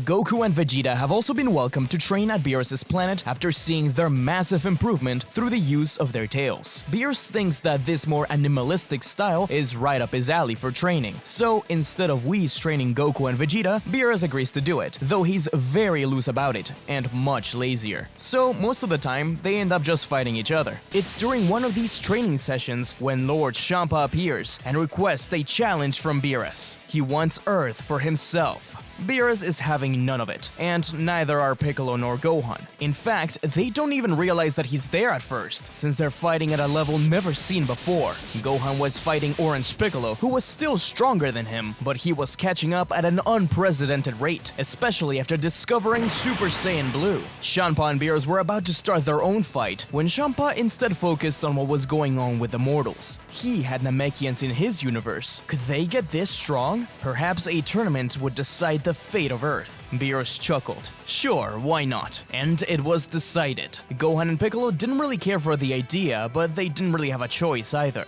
Thankfully, it was held during winter vacation for Gohan. The teams were obvious: Gohan, Piccolo, Goku, Vegeta, and Granola. He had gone off into space after the battles against Slug and tried to get stronger and defend those in need, inspired by Piccolo. At first, he went to them just to try and defeat them, to prove that the Ceruleans could really surpass the Saiyans. But now, Goku had infected him a little. He was training to better himself, and he had a long way to go, but he was a prodigy through and through. With Bulma and Jacko's help, the Super Dragon Balls were located, and the site for the tournament was set, as Universe 6 and Universe 7 step into the ring. Once there, they were surprised to see just who was participating. Universe 6 was composed of Hit, Frost, Kaba, Magetta, and, to Piccolo's surprise, the Namekian Saonel. Saonel approached Piccolo with a smirk, shaking his hand. Piccolo cocked an eyebrow. There was a power within this Namekian that felt incredible, but Piccolo was sure he could defeat him. Even so, he was more interested in what it meant to have a planet Namek in Universe 6. Saonel was clearly much cockier than Piccolo, but he had no problem telling him about Namek. His version was different from Universe 7's, as it was never stricken by the death and destruction. Instead, they managed to live peaceful lives. The small houses of Namekians from Universe 7 were instead vibrant cities, with buildings that, while they resembled the Namekian ones from Universe 7, were more akin to West City. Even so, Namek remained a spiritual and peaceful place. Piccolo was invited anytime, and he was sure to pick up on that offer.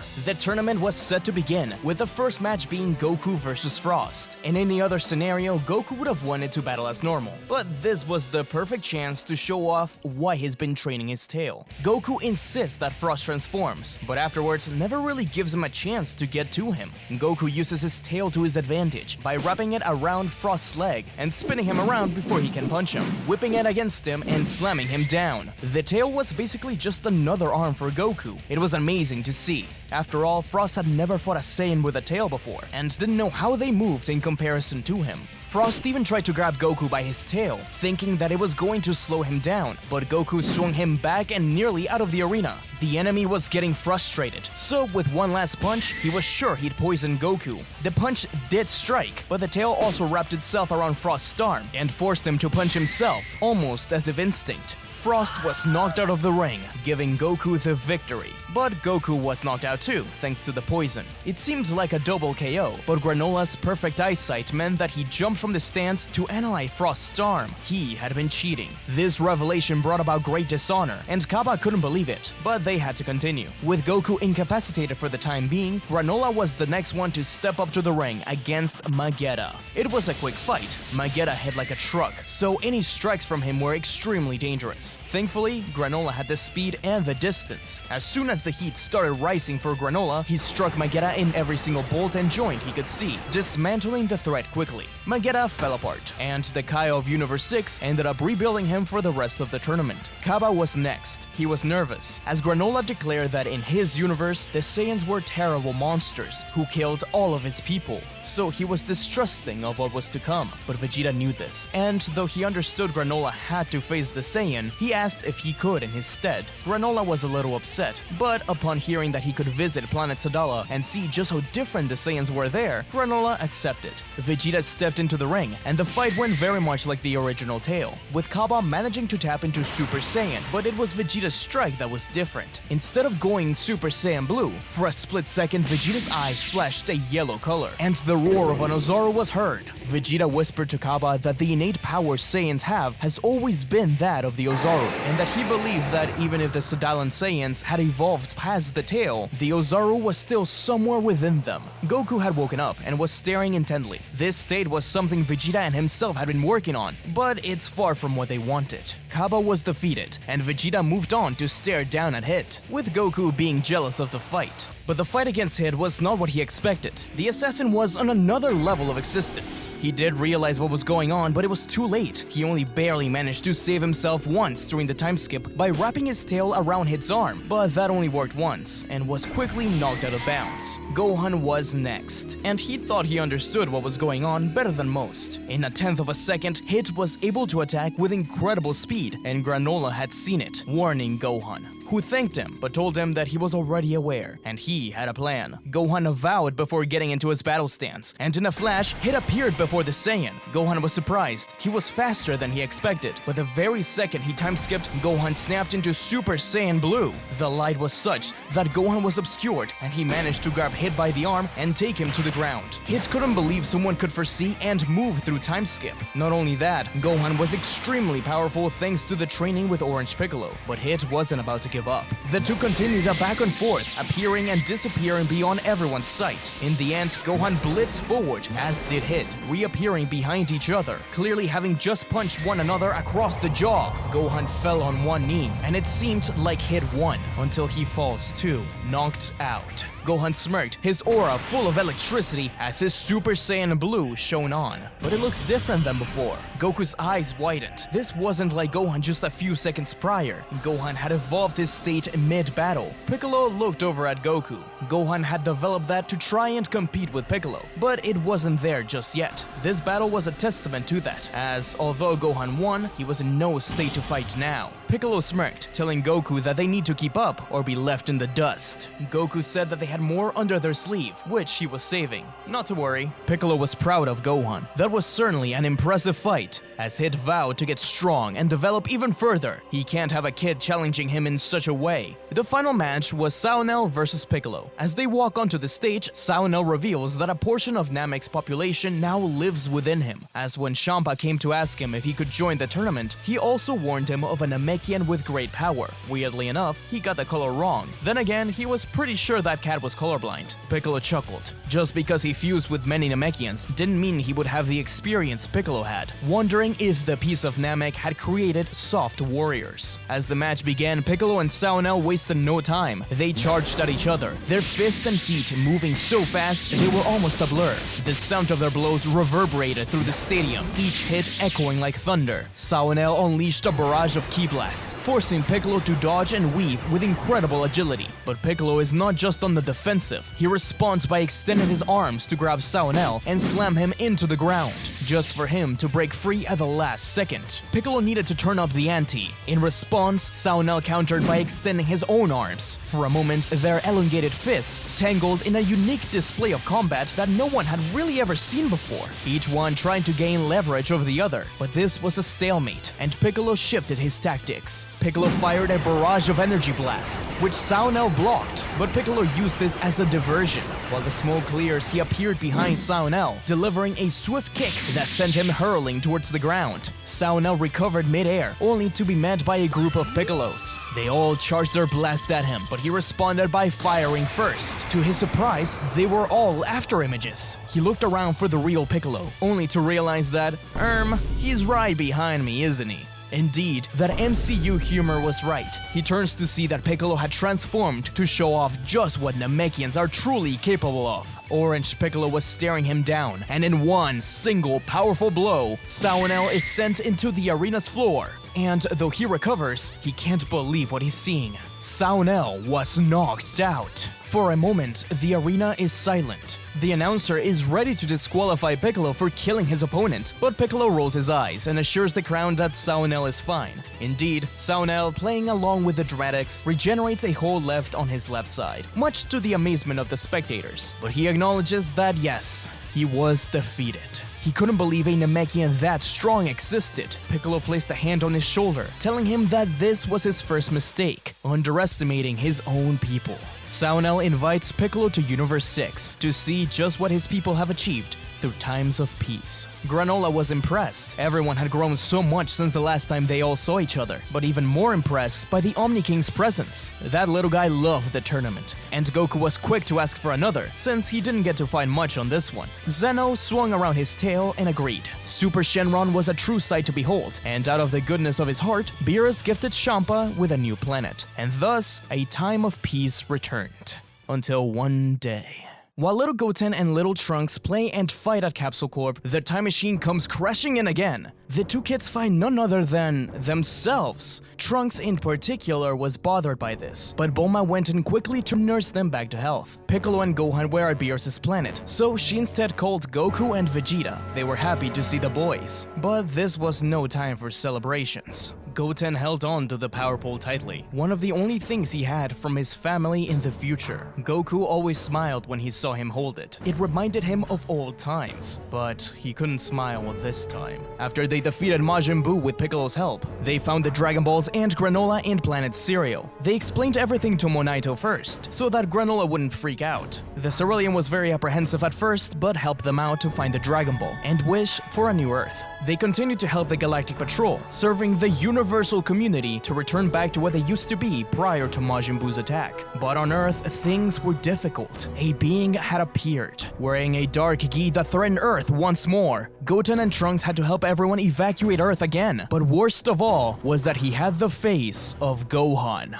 They couldn't explain it, they didn't know what this was, but they were terrified. Goku couldn't believe it, and assured them that whoever this was couldn't actually be Gohan, but he could see the doubt in Goten's eyes. It was better not to involve Gohan for now if they were that scared of everything. Hopefully, they could take care of things together.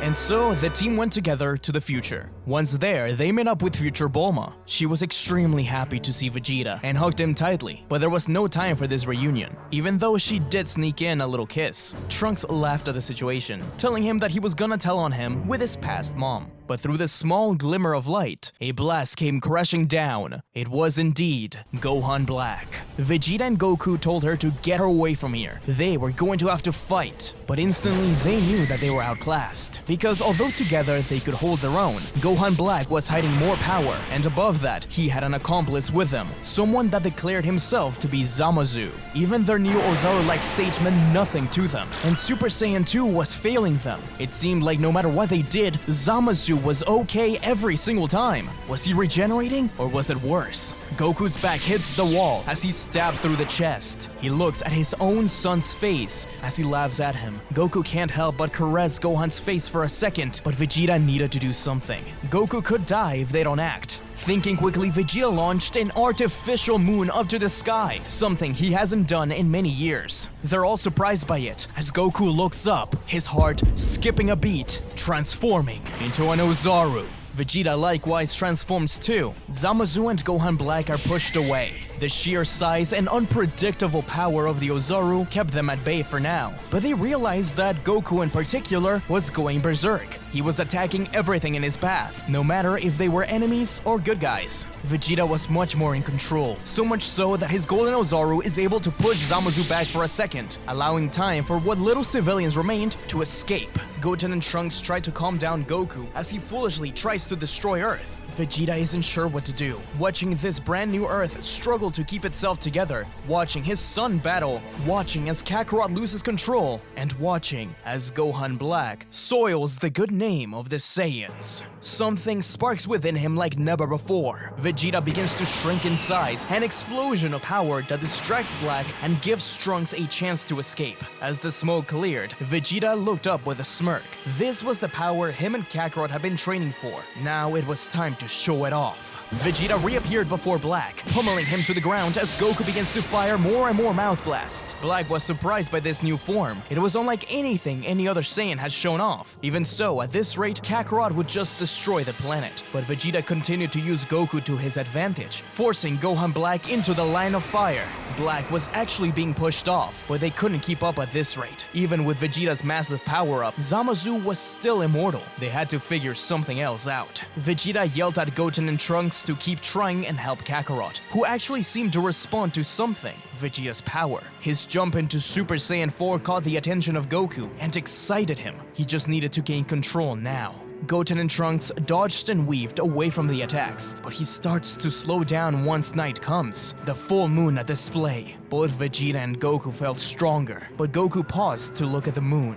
Goten and Trunks flew up to talk to him, and he seemed to react more. He continued to show Goku the power pole, trying to get him to remember the adventures that brought him to this moment. Until Gohan Black flew up right in front of the full moon and began charging a Kamehameha. Vegeta was caught in battle against Zamasu, and he tried to get away to protect them all, but Ozaru Goku instead moved the kids out of the way, allowing the attack to hit him head on. Goten screams his father's name, but Black's laughs are muted by the appearance of Super Saiyan 4 Goku, unharmed, the moonlight shining on him. Goten, Trunks, Vegeta, the power pole, and the moon helped him gain control. But it was really the sight of Black using his firstborn's body to attack his younger son that did it. He could not let that stand. Super Saiyan 4 Goku and Super Saiyan 4 Vegeta stand side by side, charging a powerful combined blast that blows away Black and everything around him. The monster was hurt, but it only served to fuel his anger more and more. As he ripped part of his top off, Vegeta told Trunks to escape back to the present and bring Gohan and Piccolo. Trunks is confused. Isn't their power enough? Vegeta can't count on it. It seems as if Black has more tricks up his sleeve. However, Zamasu is the real problem, an immortal being. They need to find a way to stop him. Without much of a choice, Goten, Trunks, and future Bulma jump into the time machine. Zamasu tries to stop them, but Goku appears before them and explodes his aura, forcing the Kai away. Goku simply shot them a thumbs up as the battle continued. Bright light emitted from Goku Black worried them. They found themselves back at Capsule Corp as future Bulma helped them get to the door. Bulma is surprised to see herself, but one that's more rugged and edgy. Either way, they needed to help them. Bulma was in wonder at the intact Capsule Corp and happy to see her parents again. Though they thought maybe she was just a clone of Bulma. She's always messing with those machines anyways. Bulma lets her future self rest. After some time, Bulma returns with Piccolo and Gohan, having made some food to contact Beerus. Gohan was very busy, but after hearing that the kids were back from the future, he had to see them. When they arrive to their Capsule Corp room, Gohan is horrified to see as Goten cowers away from him, afraid. Even if he knows that he isn't his enemy, he bears the same face, and it's hard for him to look at him. But things settle down a little when future Bulma hugged Piccolo and Gohan. She hadn't seen them in a long time. Piccolo also steps up to the kids and places a hand on their shoulder. He explains to them that their fear is understandable. After all, they were afraid of him when they sensed Piccolo for the first time, but that Gohan would never hurt them. They will take care of things. Goten was more approachable after that, but Gohan wondered what happened to Goku and Vegeta. They were surprised to hear that they had decided to stay in the future and fight Black on their own, no doubt fueled by their desire to fight and to test this new form. But Goten was worried. Even with this new power, Vegeta seemed unsure of their victory. Piccolo then said that Vegeta had never been one to misread an opponent, to which they all stared at him because that was an insane statement, but they moved on. They needed to return to the future, but how are they going to defeat an immortal? Piccolo had an idea. Though if something happened to him and he wasn't able to perform it, then it was probably better to also teach the Mafuba to Goten and Trunks, especially since they seem to have issues with evil versions of their friends attacking. Gohan, in the meantime, approached Beerus regarding Zamasu. He didn't believe that there was an evil Kai, especially since he wasn't there to sense him in this reality. But Gohan was a trustworthy person, and Piccolo vouched for this. Thus, he went on to investigate and ultimately trigger an attack from Zamasu. Gohan was right, and Beerus Hakai, the Supreme Kai in training. Gowazu was ashamed by this, and offered his help to Gohan as they prepared to return to the future. Shin as well will come along later on. And so the team went back to the future. Once there, arriving only an hour after they departed, the city was already a wasteland. Goku and Vegeta were no longer in Super Saiyan 4, and in their place was a swarm of Gohan Black in Super Saiyan Rose, with Zamasu in the middle taunting them to come out of their hiding spot. Trunks and Goten were terrified. Black was even stronger than before. It was obvious that Goku and Vegeta had run out of energy, but they had done quite a number on Black. Finally, they were seen, with a Kamehameha fired to hit Vegeta, but before it reached him, Gohan stepped in front and slapped it away. The fire in his eyes was unlike anything Zamasu had seen before. Gohan Black laughed, welcoming him. He explained how he didn't get to know him well prior to taking his body, but he admired the tenacity. Even so, it's too late. Without that Super Saiyan 4 power, what else do they have? Gohan smirked as Goten tossed Goku and Vegeta as Sensubin. Standing by Piccolo, Goku, Vegeta, Trunks, and Goten, Gohan replied, "We have hope, and that's more than enough to deal with you." In a flash of light, Gohan entered Super Saiyan Blue evolution. Piccolo, his orange form, Goku and Vegeta, Super Saiyan 4, and finally, Trunks and Goten with their ultimate states. Gohan smirked at the sight of his father, so they really had done it, a form that used his Saiyan heritage as a basis. Just as Piccolo's used his Namekian heritage. Gohan was proud of his father. If this kept up, then Gohan will have to start taking training a little more seriously in order to not be left behind. Gohan Black watched Gohan's blue evolution state, the same state he used to defeat Hit. He realized then that he could push himself even further beyond, if he really wished to. Releasing a feral scream, a bright purple sight invaded the wasteland. He had indeed done it. It was an easy job for a god like himself. He had evolved to Rose. This wasn't just a fight, it was a war, a clash of wills and strength against a seemingly insurmountable foe. The clones launched a first volley. Goku and Vegeta responded with a flurry of their own blast, their hands moving in blurs. Gohan leaped into the fray, delivering a series of high-speed punches and kicks, going from one Black to another, snapping them out of existence. Piccolo extended his arms, stretching them across the battlefield to snatch the clones from the air and slamming them back to the ground with earth-shattering force, even turning giant and taking out swarms of them at once. Trunks' sword sliced through the air, cleaving through the clones with arcs of bright energy, while Goten's power pole punctuated each of Trunks' strikes, creating explosions that sent shockwaves through the ranks of Gohan Black. Enraged at the destruction of the clones, Gohan Black rushes towards the future warrior, only to get his whole body punched by giant Piccolo, beginning a clash. It's clear he was powerful, but he couldn't stand up against Orange Piccolo. Piccolo got ready to fire a decisive shot, but he stopped himself.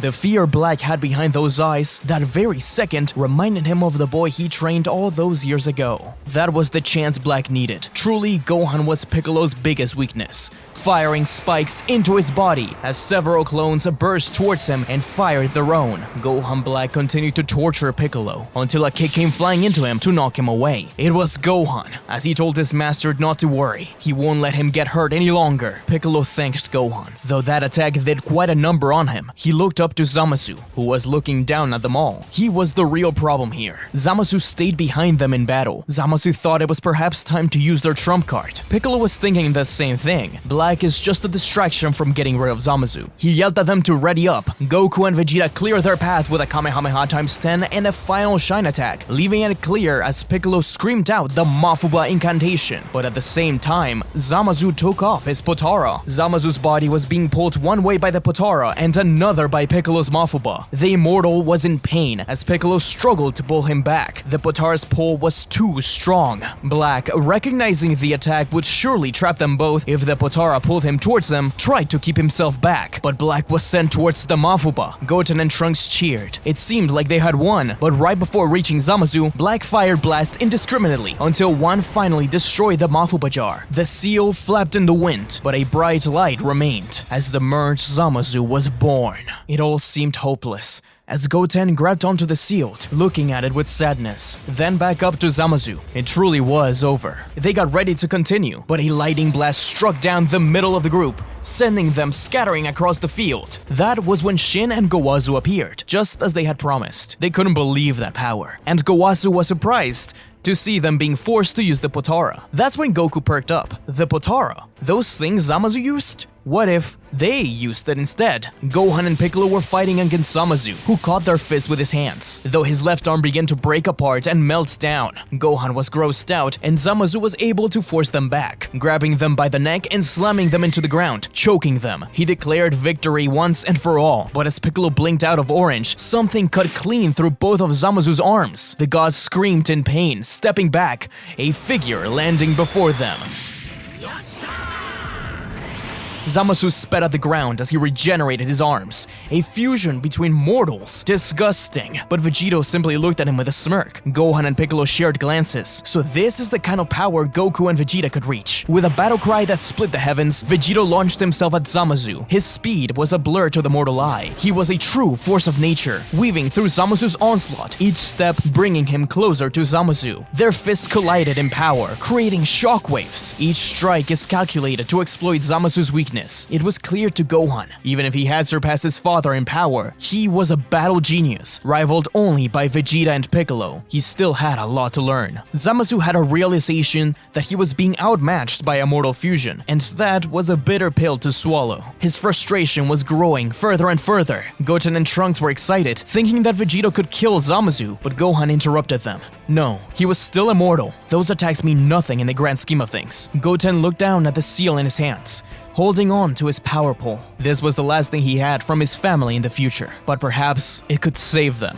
It just has to be a container, right? And attach the seal to it? Piccolo cocked an eyebrow at the boy. Goten took the power pole holder from his back and did his best to stick the seal to it, throwing it at Piccolo. Gohan looked at Goten in amazement. Was he sure? Would this even work? Piccolo explained that this was technically a container. As long as Goten was able to place the power pole back in it, they would seal Zamasu within, though perhaps they could reinforce the top. Vegito continued the onslaught, as Piccolo yelled at him to stop playing around. In reality, telepathically, Piccolo told Vegito the plan. The fusion was having too much fun, but he was starting to slow down. Gohan burst forward to help him. They would have to drag Zamasu towards Piccolo. The fusion did as told. Alongside Gohan, the two of them comboed him towards the ground, but Zamasu could see something was up and expanded his aura to be freed. Gohan responded with a point-blank Kamehameha that snapped Zamasu into the ground, and Vegito fired a Spirit Sword to keep him pinned. That's when Piccolo jumped in with the Mafuba, swirling Zamasu around again, but the fusion screamed out that he wouldn't be fooled twice. He fired blasts over and over again, but he realized he had no idea where the jar was located this time. He looked around all over the place to finally find Goten and Trunks holding onto the container, with Goten keeping the power pole ready to seal him away. It was clear that Piccolo was struggling though, and Goten yelled at Trunks to help him out. Trunks wanted to stay with his friend, but he knew Piccolo needed help. Trunks jumped back, firing his own Mafuba, but Goten was struggling more now. That's when he felt someone else hold on to the power pole. It was Gohan. The brothers were holding it together. Meanwhile, Vegito forced the Kamehameha to push Zamasu into it, and he landed the Mafuba. The force of it was so strong that Gohan and Goten needed all their strength to keep it together, but finally the Mafuba swirl dimmed, and Zamasu was consumed into the power pole holder as Goten took the magic staff and stuffed it back in, sealing Zamasu along with it. It was done.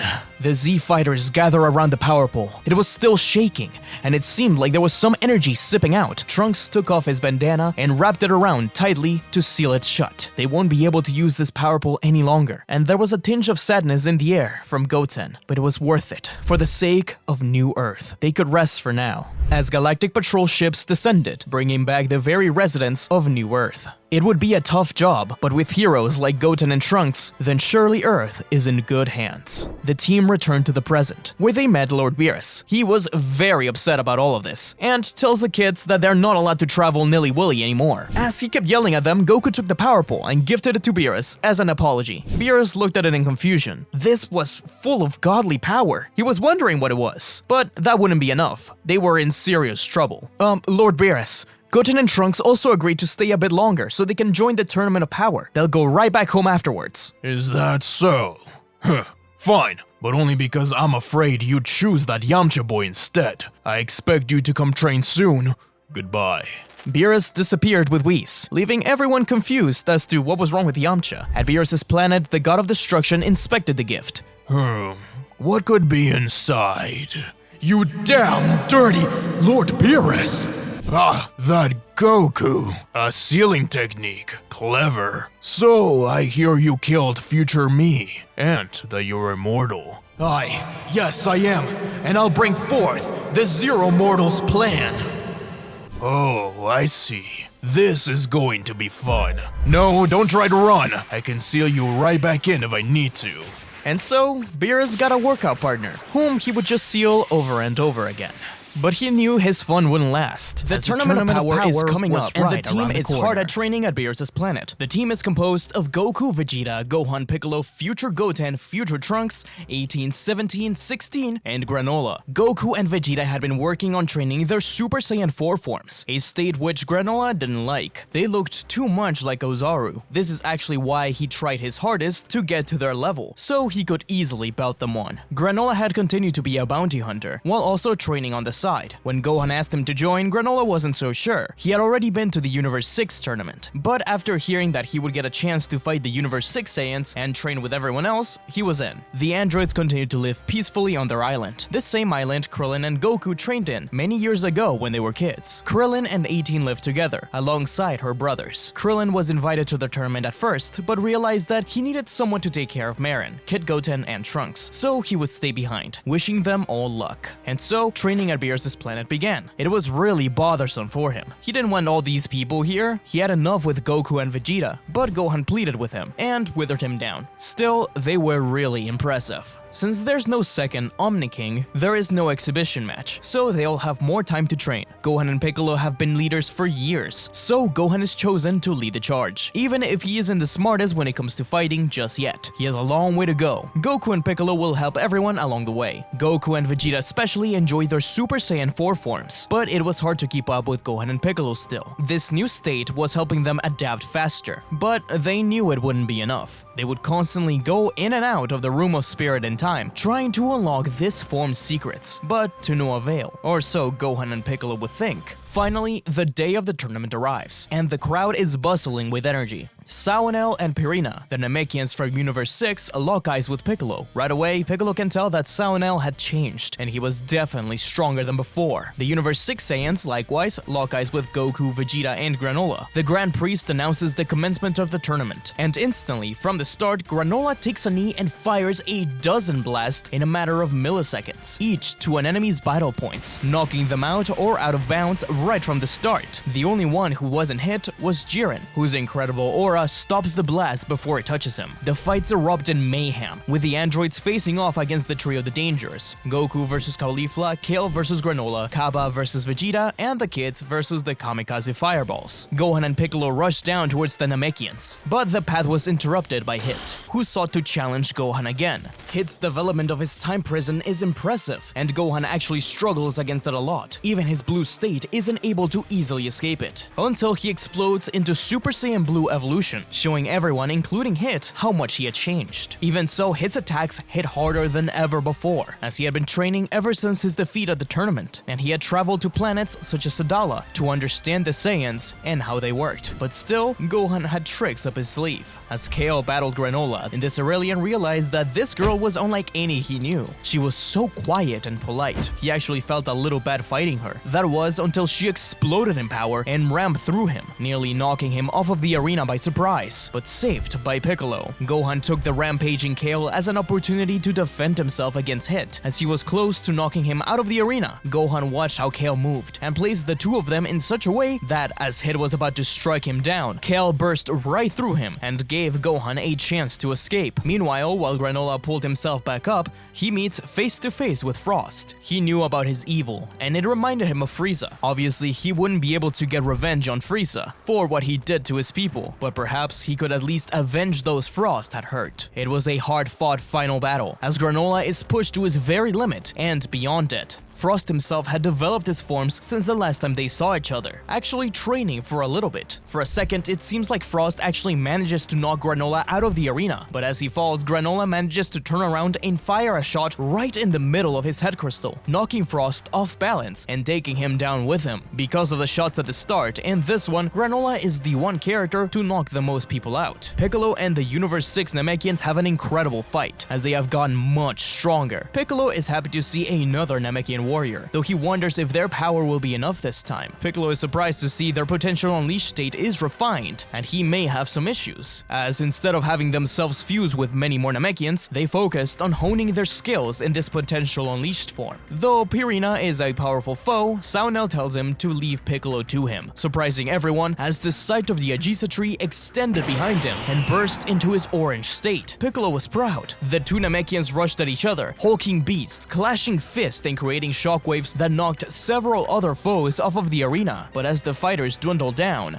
foes became increasingly more dangerous, with Anilaza interrupting their battle. Many more fighters were knocked out of the stage by him, as Piccolo was forced to grow in size and battle him in his giant state. It was dangerous for Piccolo, as he was the #1 target, and all of the other fighters began firing blasts at him. He couldn't keep up this giant form for long. It was the androids who took it upon themselves to grab Anilaza by the legs together and force him out of the arena. The fights continued for a while, before more and more members began to get knocked down. Gohan wanted his fight against Hit to continue, but the assassin's role was cut short when he tried to approach Jiren. The situation with KO had forced the Saiyans to be interrupted. Goku and Vegeta tried to get back to their fights, only to see that their kids had taken up their mantle. Caulifla, Kale, and Kaba versus Goten, Trunks, and Gohan. It was amazing to see the two different sets of Saiyans, both of which they mentored to a degree, but it was clear that the U6 Saiyans weren't experienced enough just yet. Kaba fired a Gallic gun at Trunks, responding with one of his own. For a second, it seemed like Kaba's Super Saiyan 2 power could actually push him back, but for a fraction of a second, purple electricity surrounded Trunks. The blast knocked down Kaba out of the arena, but the brute force also knocked out Trunks, disqualifying him. Goten couldn't believe what he saw his friend do just now, but they had bigger issues. The sisters, Kale and Caulifla, versus the brothers, Goten and Gohan, and it actually caught the attention of Jiren. His plan was to wait out the battles, especially as Orange Piccolo seemed too powerful. Surely, victory could be obtained if he watched to see how he fought and how tired he would get through the fights. But now he began to doubt it, because it wasn't just Piccolo that was powerful. It was even when the girls fused into Kefla, Goten and Gohan never backed down, appearing and disappearing before showing up behind them and firing a brother's Kamehameha, defeating the pair. Goku was proud of his kids. Sadly, just as their victory was secured, Despo came crashing in and kicked Goten, or so he thought, because as he did this, Gohan reacted faster than Despo's kick, instinctively blocking the attack that would have knocked Goten out of the arena. Everyone, including Jiren, was surprised. The training with Orange Piccolo all these years and the teachings from Whis had turned Gohan into an incredible fighter indeed. Whis smiled. Gohan wasn't there yet, but he was showing signs of it. His biggest issue would be the fact that he's an extremely emotional being. Pride Troopers, Jiren, Toppo, and Despo gathered together, as did Piccolo, Gohan, Vegeta, and Goku. The thought crossed Jiren's mind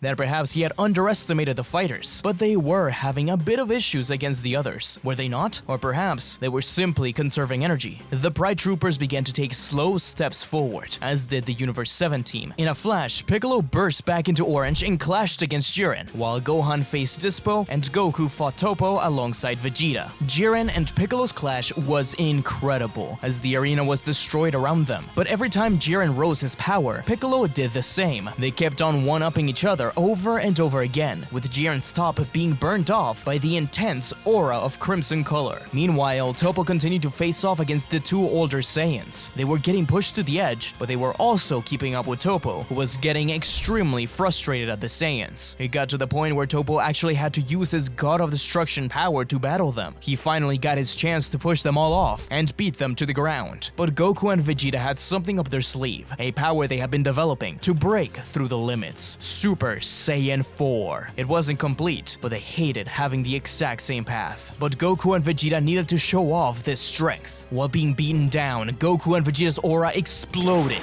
a glowing pinkish color. Their hair had changed completely. Toppo was caught off guard. He had been so close to taking them off of the edge that when they showed this new power, he couldn't stop them from grabbing him and pushing him off, dragging him off of the edge. But they spun themselves and used Toppo as a platform to burst up from his chest and back up to the arena, focusing their ki on their legs and hitting the God of Destruction to be as if it was a giant blast. Toppo was out. Gohan, in the meantime, continued to battle Despo in his evolved state. Goten was back to back with him. Despo had nowhere to strike. Despite his incredible speed, Gohan could predict exactly where he'd move. All he had to do was focus and analyze. He allowed Despo to attack, striking Gohan several times, but he never allowed him to strike Goten, until finally, with his eyes closed, he sensed Despo coming and simply knocks Goten down to the ground, apologizing to him. But Goten's drop tripped Despo as Gohan launched himself behind him and smashed him out of the arena. Meanwhile, Saonel, the only other remaining fighter from Universe 6, watched the battles in awe. Sensing them like this, Jiren, Piccolo, and even Gohan and the others were far too much. He was so much less refined. Even if he did obtain this incredible power, he couldn't use it like they could. He cursed under his breath, trying to convince himself that he could still take on Piccolo. He just needed an opening to strike, otherwise all his suffering had been for nothing. He had to defeat Piccolo, who continued to battle against Jiren. An explosion in the middle pushed them away from each other, with Piccolo landing close to Sao.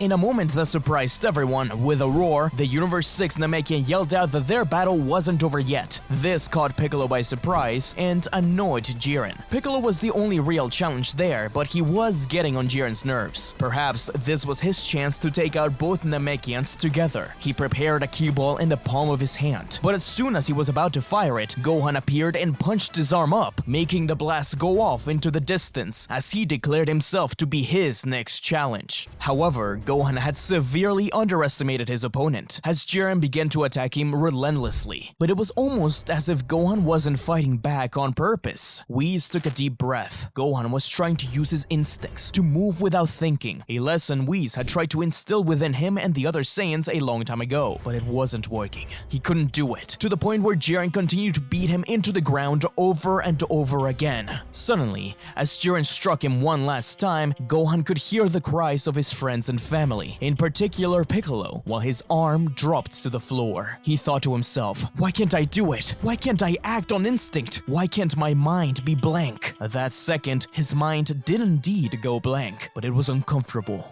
Weird, something Gohan hated doing. But the next thing he knew, he did appear behind Jiren, dodged a fatal blow, and nearly tripped him off of the arena. Jiren attacked Gohan, but each move was avoided, but there was something off. Gohan's face wasn't calm, it was frustrated. Has he done it? No, he's close, but something isn't right. As Sao battled Piccolo in the background, blasts from the battle showered around Gohan, destroying the platform him and Jiren were fighting in. But it didn't matter, he continued to dodge and attack until he saw the platform beneath Goten get destroyed. It was for a split second, a fraction of it even. But Jiren noticed as Gohan's eyes shifted from him to his brother, and he took the shot, striking Gohan into a platform where he was caught by Goku while Vegeta saves Goten by letting him grab onto his tail. As Ultra Instinct Omen seemingly left his body, all he could do was look up, exhausted. All that training, all those notes, all that studying, and for what? He couldn't keep it up.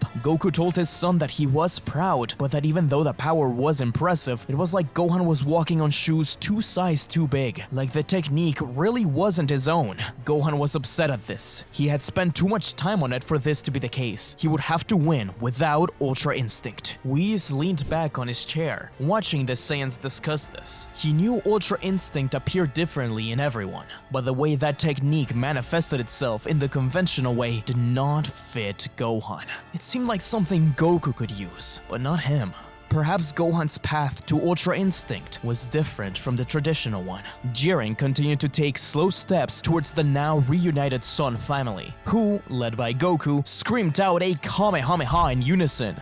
At the same time, Sao threw a punch at Piccolo, but the Universe 7 Namekian was tired of this fight, a fight he knew he could win. In an instant, Piccolo caught the punch and struck Sao in the stomach. The U6 Namekian fell to his knees, slamming his fist against the ground. Despite fusing with more and training even further, he couldn't stand up to Piccolo. Even that stupid Saiyan boy seemed to be handling himself better than Sao was. Piccolo cocked an eyebrow, angry at the remarks about Gohan. He grabbed Sao by the head and forced him to look up at the Kamehameha. He was tired of this pity party. Piccolo spoke about Gohan. That kid was always special, but he took a long time to learn and understand his power. Even then, he's still growing. Piccolo, just like Goku and Whis, saw the faults Gohan had with Ultra Instinct. He knew that despite all that they have been through, they all had a lot to learn.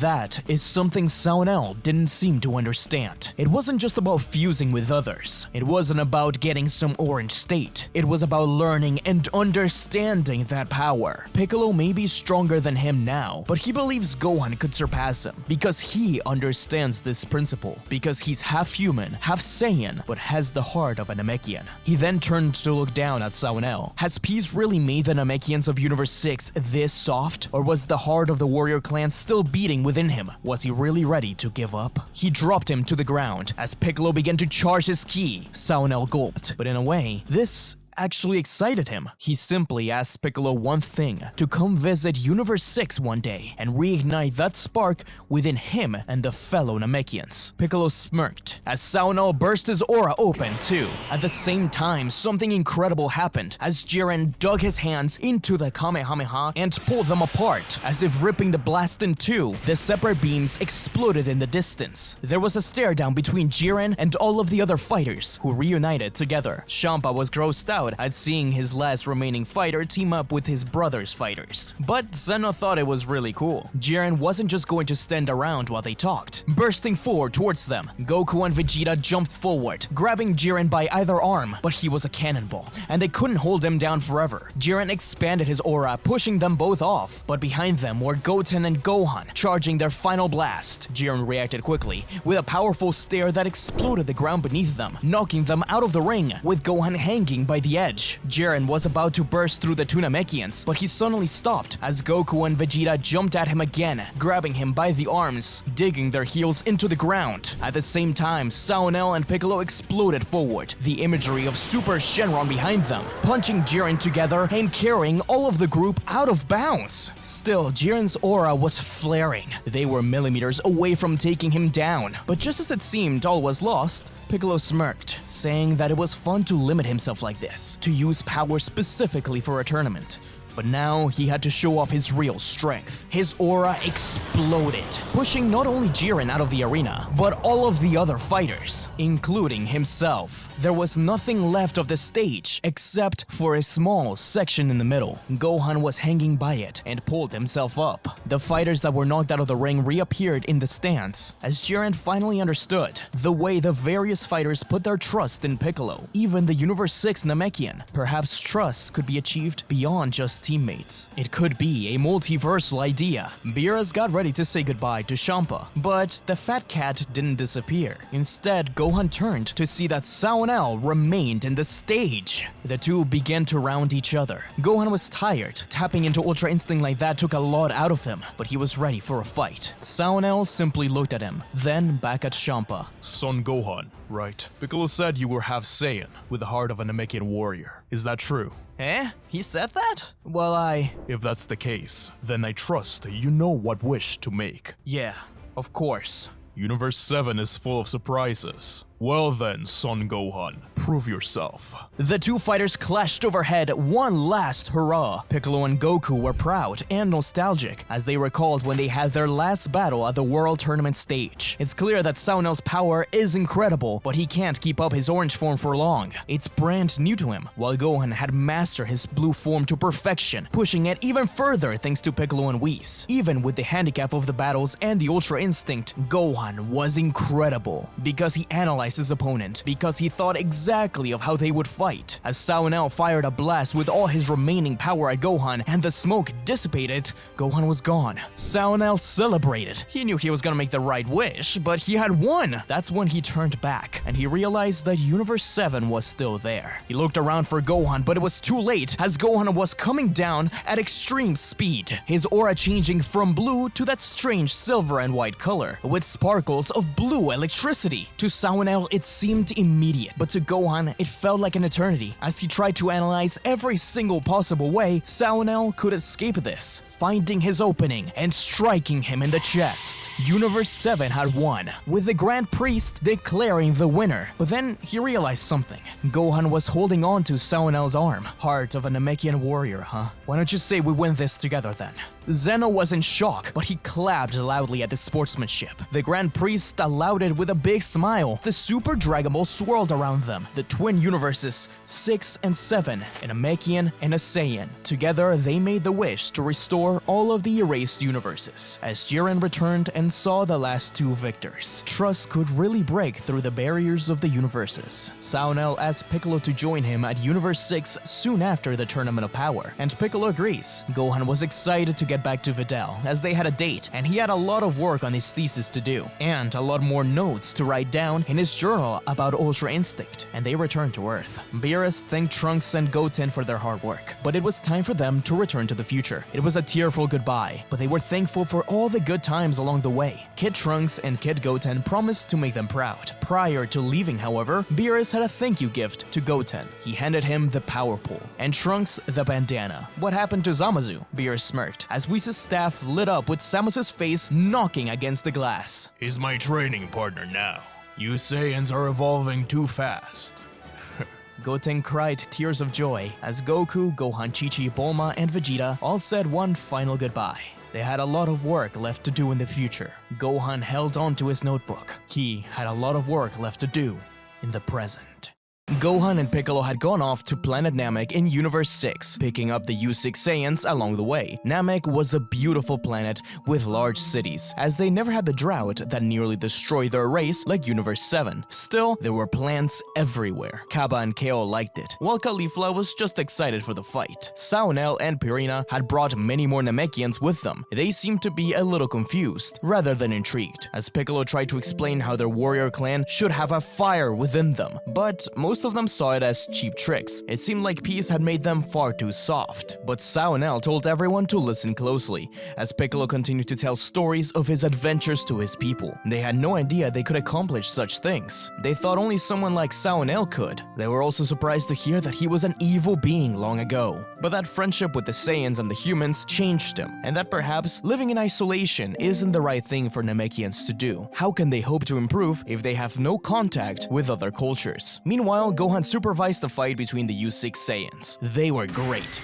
And the more he saw them fight and evolve, he realized why they seemed so familiar to him, especially once Piccolo called on Saunel to fight the Saiyans too, to show off what the warrior clan can do. Gohan couldn't believe how much everyone had changed. Piccolo's power seems never ending, as his orange form always had power left to show. It seemed like from the very beginning, he had never used 100% of his power. Goku and Vegeta had found their own paths, though even they wanted to diverge from each other. He knew they were working towards something special, but what about himself? Whis had mentioned to him after the tournament that he did seem to tap into Ultra Instinct, or at least an omen of that, but it was clear that he couldn't keep it up. It was a power that actively fought against him. Whis thought that it could be because a calm heart was needed, at least at first, but that state doesn't manifest itself in everyone the same, so he doesn't think it's impossible for him to make use of it. Perhaps he just needs a different angle. If anything, it seems as if they need to figure out a trick for Gohan. He is an emotional being,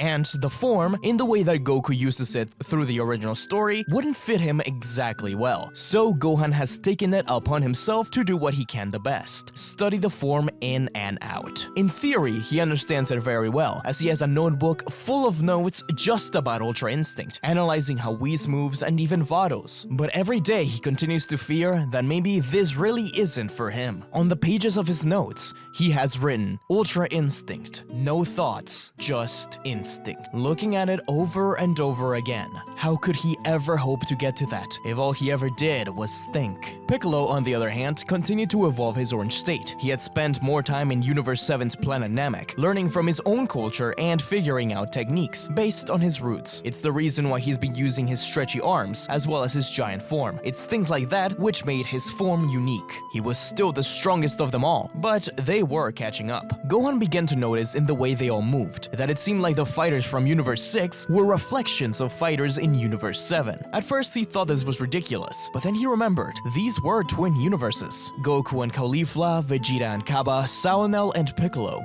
Gohan mentioned this to them all during a meal afterwards. These Namekians, though they don't need to eat, do eat because of pleasure, and their food is quite well known. The one reflection Gohan noticed was not accounted for was Kale. Piccolo thought it could be Gohan, if this theory is to be believed, but Gohan looked at Kale. No, that couldn't be it. If there were twin universes, then perhaps Kale did have a counterpart. But who could it be? Broly punches Goku across the battlefield and into the side of the Frieza 4 spaceship, nearly destroying it. Goku wiped some blood off his face, while Vegeta powered up for his turn. Broly had been found by Berry Blue. After Frieza's defeat, she had gone off to try to find any way to bring him back and return honor to the Frieza Force. After King Cold's death, it was obvious that Earth was too dangerous to keep around. Eventually, she stumbled upon Broly, who would be one of her only options. They tested him, taking it a little slower than Frieza did, as they really saw the Force as a new home for them. Broly's training was arduous, but there was no one in the Force that could compete against him, especially when he lost control. The Frieza Force gave Paragus a new collar and a remote suit that was stronger than the one he made from ship parts, and could give up more voltage if needed. Barry Blue decided to head to Earth. They suspected that Earth could have Dragon Balls like the old planet Namek. If so, they could use them to revive Frieza, while Broly dealt with their enemies. But Goku and Vegeta weren't going to give up without a fight. Clearly, Super Saiyan wasn't working. It was time to step it up a notch. Vegeta burst his aura open, transforming into Super Saiyan 4. You have the power of the Ozaru in your normal state. It's similar to something Kakarot and I used long ago. We've taken that primal power and made it our own. The Ozaru doesn't control us. We control it. Vegeta disappeared and reappeared in front of Broly, snapping into Limit Breaker as he slammed his fist into Broly's chest, winding him. Vegeta then blasted at Broly in point-blank range. He was sent flying back, but as soon as he hit the mountain, he exploded further in power, firing a powerful blast from his mouth and into the atmosphere. It was like a volcano erupting. Paragus was terrified. This is the furthest he had ever allowed Broly to go, but he didn't press it. Not yet. Broly continued the battle, focusing on Vegeta.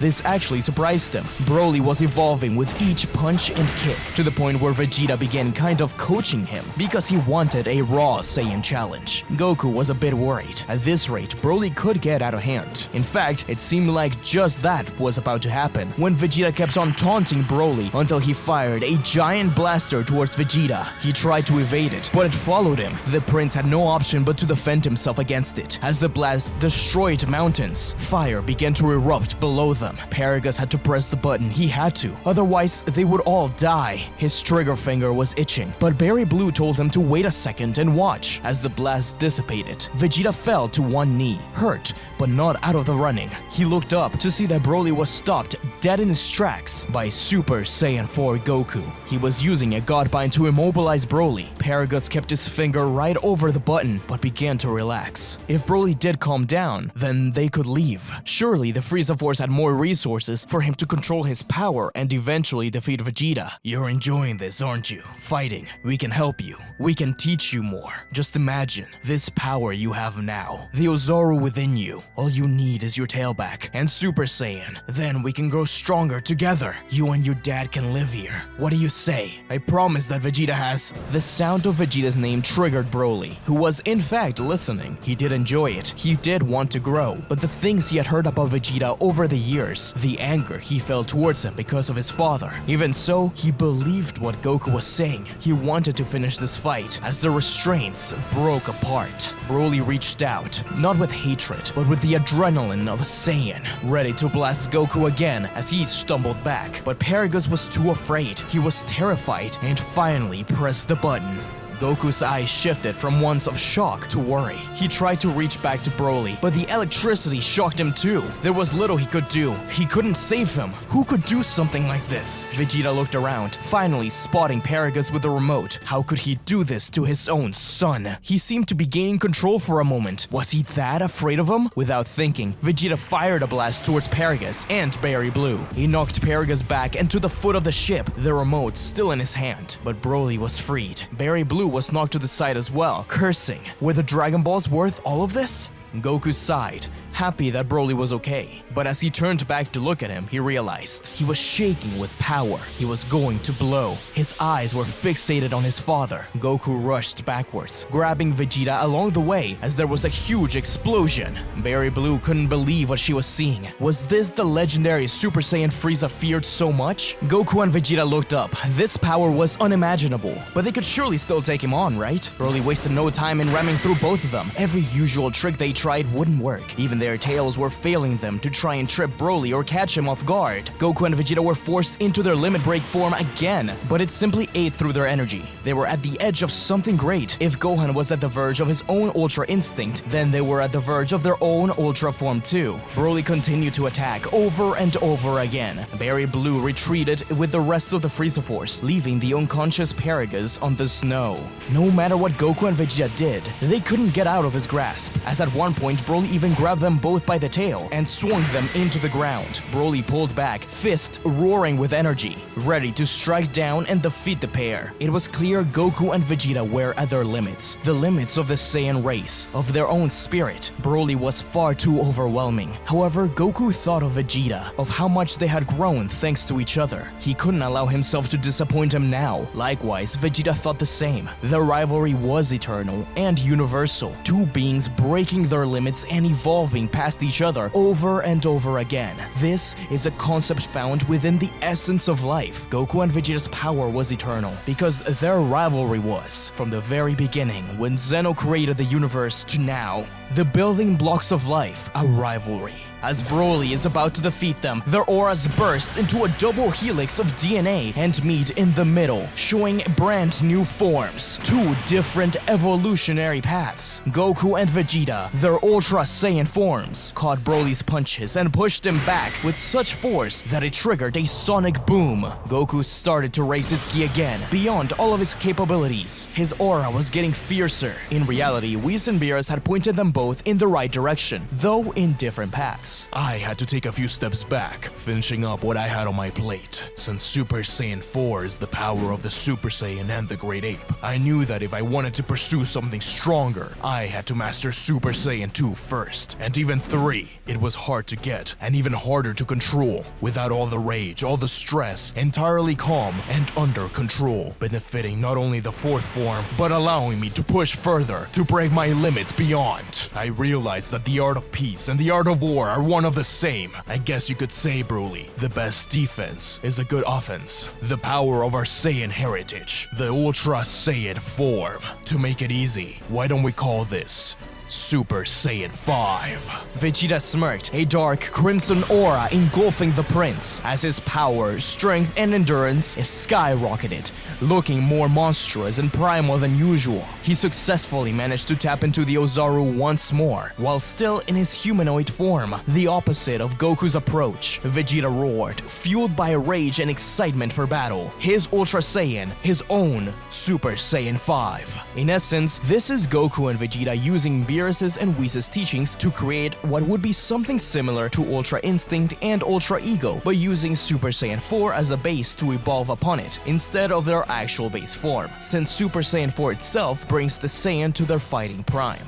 Broly roared, but the two Saiyans responded with a roar of their own.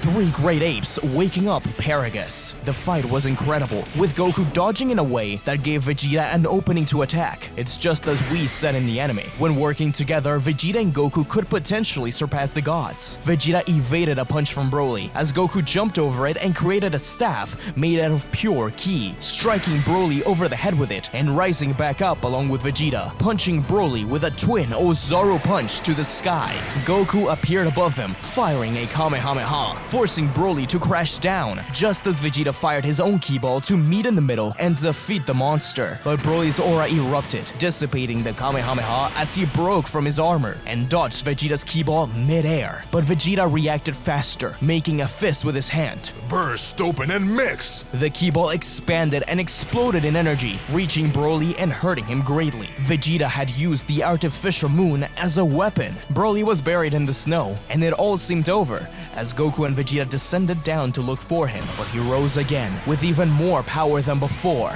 The artificial moon was giving him more strength. Paragus was alone as he watched the battle on his knees. Without his son, he had nothing left. He had to stop him. He looked around the snow for the remote, apologizing to Broly as he found it and pressed it. Goku and Vegeta turned to look at Paragus, cursing at him, but it still wasn't stopping Broly. He kept walking forward through the electricity, though it was slowing him down. Paragus increased the voltage until the remote exploded in his hand, and Broly was burning with rage and pain. The electricity wouldn't stop. Kakarot! Right, Vegeta! The pair of Saiyans moved their arms towards Broly. He reacted by attempting to defend himself, but a punch never reached him. Instead, he opened his eyes to see Goku and Vegeta struggling through the pain as they were now grabbing onto the electric collar, burning their own arms in the process. What were they doing? Even Paragus was surprised. They both yelled at Broly to pull back at the same time, screaming in pain as they ripped the collar apart off of Broly's neck, exploding in the middle. All 3 Saiyans fell in the snow, unconscious for a second. Let me pause for a moment. You may recognize these forms. These designs were concept art for Dragon Ball Heroes, some of the original ideas for Super Saiyan 4 Limit Breaker. We thought that it fit Goku and Vegeta if they were to evolve Super Saiyan 4. Anyways, let's get back to the story. Paragus sighed in relief, making his way towards his son and hugging him, glad that he was safe. Then turning to defend him from Vegeta and Goku, who had stood up. But Vegeta repeated Goku's sentiment. They wanted them to live on Earth, so they could help Broly. Isn't that what Paragus wanted too? Paragus had always thought of using Broly as a weapon against Vegeta, as he assumed his power would always be uncontrollable. But seeing them use their strength against Broly like that, could this be a new path? Reluctantly, Paragus accepted,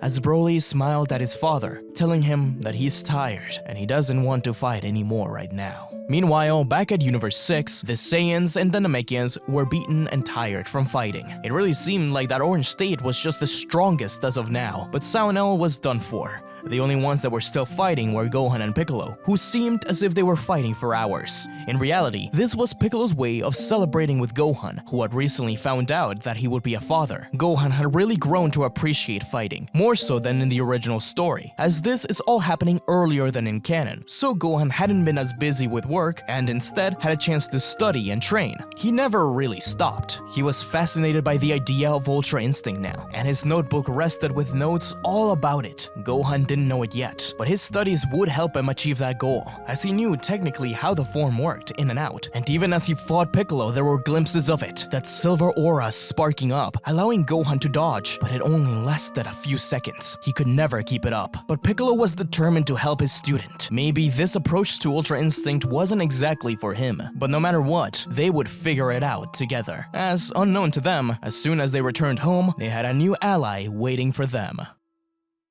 Goku and Piccolo get ready for an epic rematch. This will be the first time they fight against each other seriously ever since their battle at the 23rd Tenkaichi Budokai. Instantly, the two of them burst into their final forms. The battle began close to Piccolo's house. It was intense, unbelievable for Piccolo to see just how much Goku had improved in such a short amount of time. This brand new state, something akin to an Ultra form as a Super Saiyan 4, was actually difficult for Piccolo to deal with. The Namekian was still the strongest of the Z fighters by quite a margin, but they were catching up quickly. Piccolo fired a heavenly special beam cannon, while Goku fired a godly Kamehameha, clashing in the middle and exploding. But once the dust settled and the fight continued, they heard someone approaching them. Strange, why couldn't they sense anyone? Just someone with a very small amount of ki. Their answer came in the form of an agitated android 17 and 16, holding Marin. They couldn't get many words out, but Goku and Piccolo got the gist of it when they said that Krillin was dead and Android 18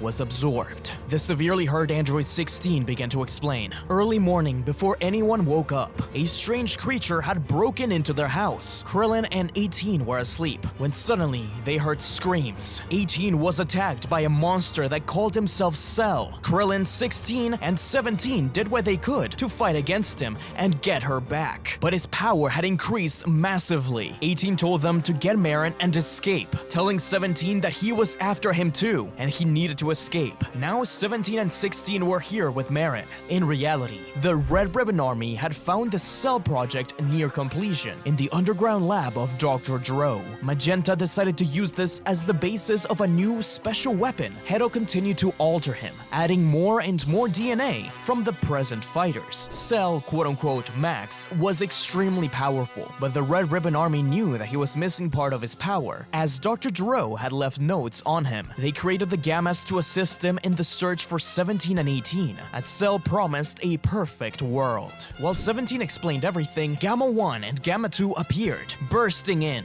They were searching for 17. He is to be arrested for treason against humanity, but they realized that Piccolo and Goku were here too, and they were even worse. 17 says that these aren't the monster that attacked him last night, but they're trying to capture him to feed him to Cell. The Gammas don't know what he's talking about exactly. They were here to arrest him. After all, the Gammas were created to be heroes for justice. The Gammas were based on Piccolo and Gohan, so they're quite a bit stronger than the ones in the original story. However, this Piccolo hadn't used his full power while on Earth, and neither had Gohan. So while they're stronger than this Goku, they're still weaker than Orange Piccolo. Meanwhile, Cell is at the Red Ribbon Army HQ. Hedo thinks that he's terrifying, but everyone around him has told him that he's just a good guy created by his grandfather. Meanwhile, Gohan trains for Ultra Instinct at Beerus' planet, while Vegeta trains with Broly. They had been trying to get him to control his power, but there is little Gohan can do while he's still having trouble with UI. They're trying to get Broly to relax, but Whis realizes that these are the same problems Gohan has had. They're trying to force something outside of his nature. The notebook Gohan carries around is full of useful notes on how Ultra Instinct works in theory. But if the point of Ultra Instinct is not to think, then what is that all good for? Gohan keeps this in mind. Meanwhile, Goku speeds off with 17, 16, and Marin, trying to keep Gamma 2 away while Gamma 1 battled Piccolo. While flying, Gamma 2 gets several chances to take a clean shot, and Magenta even tells him to do so, but he refuses. He doesn't want to hurt the young girl. Hedo also argues that they shouldn't do it, until finally there is a clear shot at 17. Cell and Magenta both yell at Gamma 2 to fire, and he does as told reluctantly, but Goku gets in the way and gets shot. The androids escape, while Goku and Gamma 2 stare each other down, landing near Mount Pautsu. Cell in the Red Ribbon Army perks up. That was Son Goku. Cell says that there's been a change of plans. Walking out of the HQ, Carmine yells at him to stop and wait until the android has been collected. Otherwise, he will be incomplete. Cell slaps Carmine into a wall and drains him. Everyone stays quiet in shock. What kind of monster had they freed? Suddenly, Gohan senses something incredible. His father's power had shot up to an incredible degree, and so had Piccolo's. At first, Vegeta thinks that they're probably just fighting each other, but Gohan notices that they're not together. Broly wants to come, but Vegeta argues that if he can't control his power, he'll only be a liability. Piccolo's orange state slammed Gamma 1 into a wall, telling him to stop this madness, but Gamma 1 continued to call him the Demon King. He denied being this person, but in the back of his mind, it's always bothered him. He attacked his friends when he first got this power after Namek. He saw Piccolo's face in the wall paintings. It was his fault the future was nearly doomed. With his anger rising and denying that he is the Demon King, Piccolo launches a powerful punch of pure Genki at Gamma 1, launching him across the sky. Meanwhile, Goku was struggling against Gamma 2, who blasted him down in front of Grandpa Gohan's house. Goku got back up, but Gamma 2 was taken aback as Cell appeared.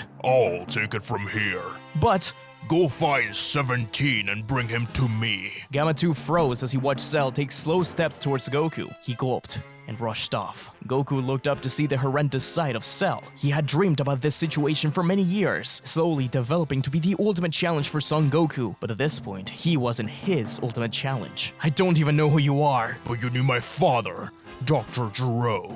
Goku was surprised, but he opened his aura to push Cell off as the fight continued. Cell needed Goku's new power. His dirty tactics and strange movements that both resembled Piccolo and himself slowly weathered him down. He appeared and disappeared, striking every way he could. Goku's new state kept up for a while, but it slowly ran out until finally Cell threw a punch, which Goku avoided, but at the same time Cell pierced him with his stinger, obtaining energy from Goku as he was forced back down into Super Saiyan 4. Cell was powered up even further. Goku and Vegeta's new forms were still very experimental, and he had already used up some of it during the battles against Piccolo and Gamma 2. Gamma 1's battle against Piccolo began to turn, with Piccolo managing to push off the android and crush him down as Piccolo asked what they wanted. Gamma said that they were all evil, and that Cell, along with the Gammas, would become a suit of armor around the world. But that he wasn't planning on killing 17, just arresting him. Piccolo was confused. Gamma 1 threw a punch, but Piccolo slammed his head against Gamma's, finally knocking him out. At the same time, Cell held up Goku by the neck, but a flash of light slammed Cell across the battlefield. It was Gohan, Vegeta, and Whis. Whis floated down with a smile, saying that he'll be back later. But for now, this is their fight. The android knew he was outnumbered. Without his perfect body, he wouldn't stand a chance. But he was smart. Are you sure you want to worry about me now? After all, my fellow androids were attacking Piccolo and 17.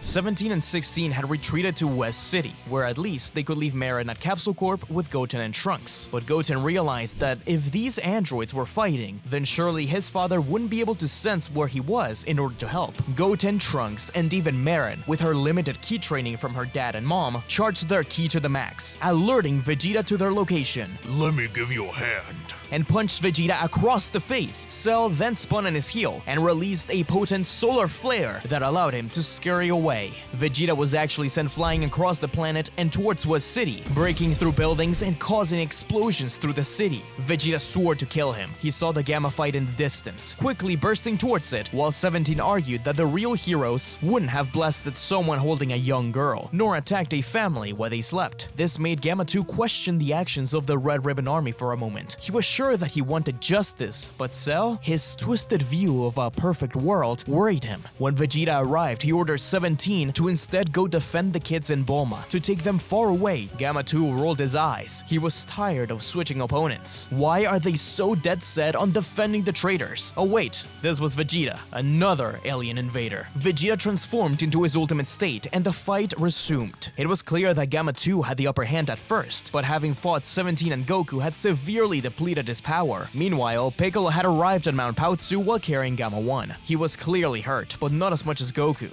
Gohan realized that Goten rising his ki must have alerted Cell to where 17 was as well, so that's where they must be headed. The trio rushed towards the area with Gamma 1, who finally turns back on the way. But instead of attacking, he is left in shock as Dr. Hedo yells at the androids from the communicator. Cell was about to destroy the city. Dr. Hedo had realized that this was all a great mistake and had used Hachimaru to kill Magenta. He was now on the way. They needed to stop Cell. Come out, Android 17, or you'll be responsible for the destruction of this city. Hedo yelled at Cell from the HQ to stop this. Gamma 2 blasted Vegeta away from him, but rather than continuing the combo, he stops as he spots Cell above the city, Ki-Ball in hand. Vegeta and Gamma 2 both turn to rush away and stop Cell, but it's too late. The small Ki-Ball drops to the ground and the entire city is decimated. All of the fighters, no matter how far away, were pushed off. Even Gohan and the others, who were still considerably further away. Cell sighed in disappointment. That was a beautiful city. He wouldn't have had to destroy it